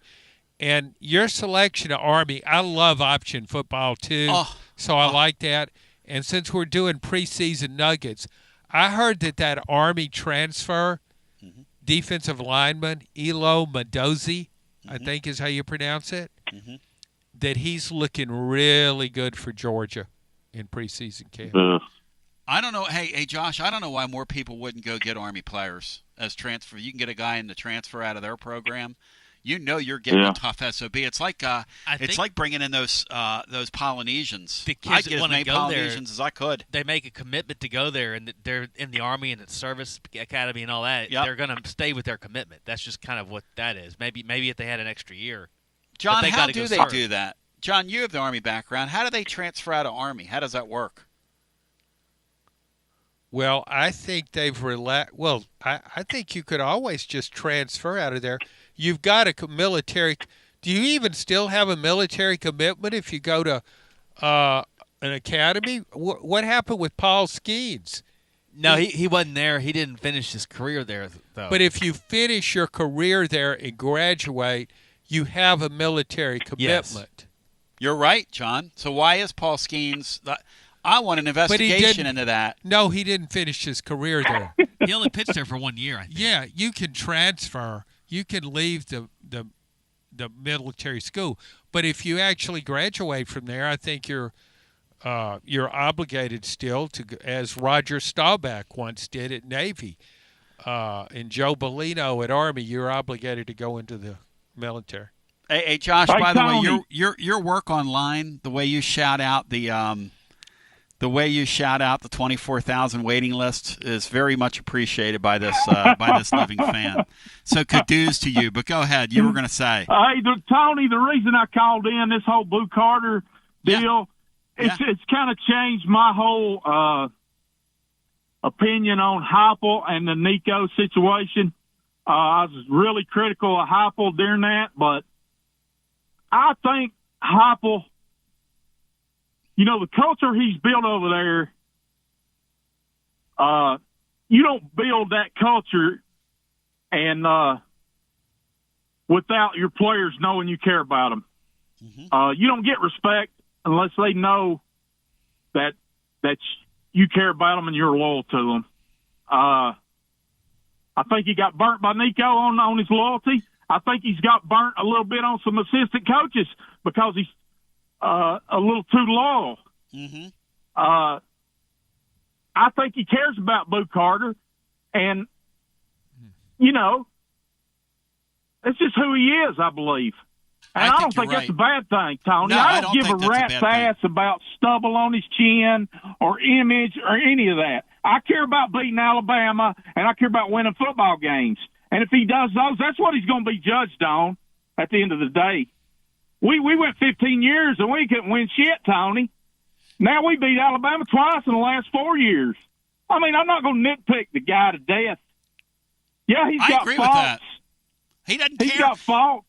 But, you know what? He's just like the guy that he was the understudy when he was a quarterback. That's exactly how Mike Leach was. Mike Leach did not care about what you thought of him. He just didn't, and he didn't care about how he looked.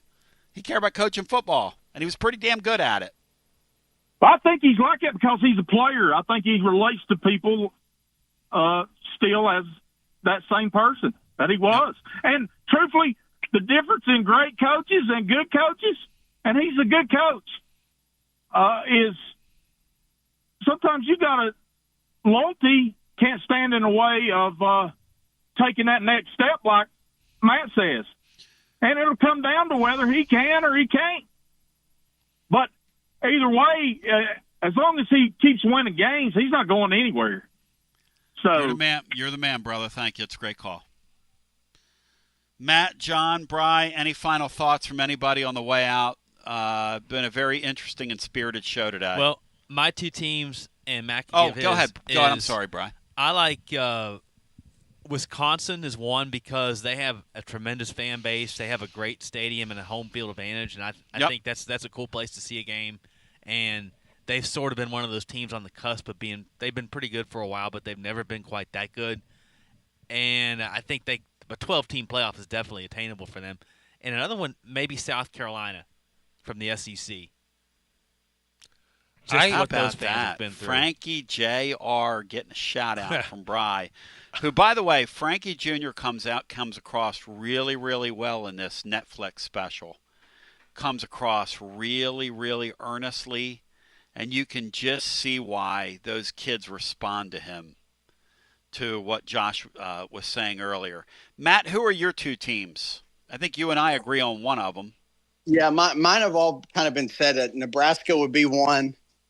Just kind of a similar program, and having spent a couple of weeks out in Lincoln for the College World Series and going to their stadium and talking to some of their fans, I would like to see them come back, even if it's just for a year or two here and there. I'd like to see them be a title contender again in some fashion. And then the other one, I couldn't really think of another one like specifically because I wouldn't pick anybody in the SEC because I think that would ultimately hurt Tennessee, that those teams could get that exposure. So I went with the service academies, and there's obviously got kind of three of them, but it'd be pretty cool if one of them grabbed that G5 spot one year and gave a team a really unique challenge in that opening game running the triple option. How about, John, if Army would have finished the deal last year and could have qualified for that? Cut blocking and all that stuff against one of those power blue bloods, and then maybe banging a few guys up for the next game. I mean, think about that. That's Matt's got a good point there. Yeah, and I do like it. That was one of the reasons I like Nebraska when it was in its prime dynasty, because it got elite athletes and then put them in that option offense, and you saw how hard it was to stop.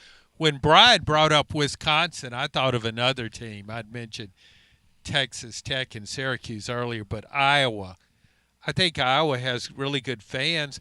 They win games, but they just never get to the next level.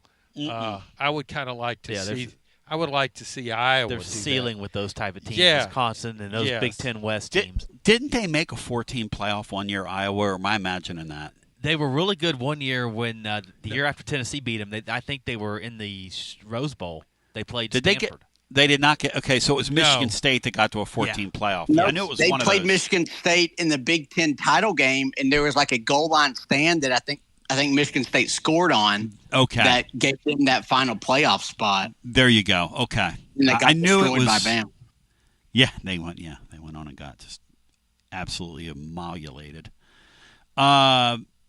You boys, it's been a lot of fun. Jennifer Morris, next move, SmokyMountains.com. Check her out. Check out her website. She's incredible. Buy, sell. John Adams, thank you. Tremendous work by you today, my friend. Thanks, guys. A lot of fun. In the meantime, love you, appreciate you, love your show. TLD Logistics online, tldlogistics.com. They've got an incredible brokerage division. Those of you that are in it, support them. They support us. If you're out and about like Josh is right now and you're in the trucking game and say you need a change, they want to talk to you. TLD Logistics online at tldlogistics.com. For Matt, for Bry, for John Adams, my name's Tony Basilio. Check out tclub.team as we continue to grow. And once I get back to feeling better, we'll get back on YouTube. We love you. God bless. GBO. WJBE 1040 AM, 99.7 FM. Translator W259AB. Powell, Knoxville. And we welcome you to the Monday edition. Tony Basilio along with you. It's a great day to be alive and well with you on this Monday. Tennessee on the practice field today. Chris Brazel back. Brazel, Dazzle, he's back. Staley misses today.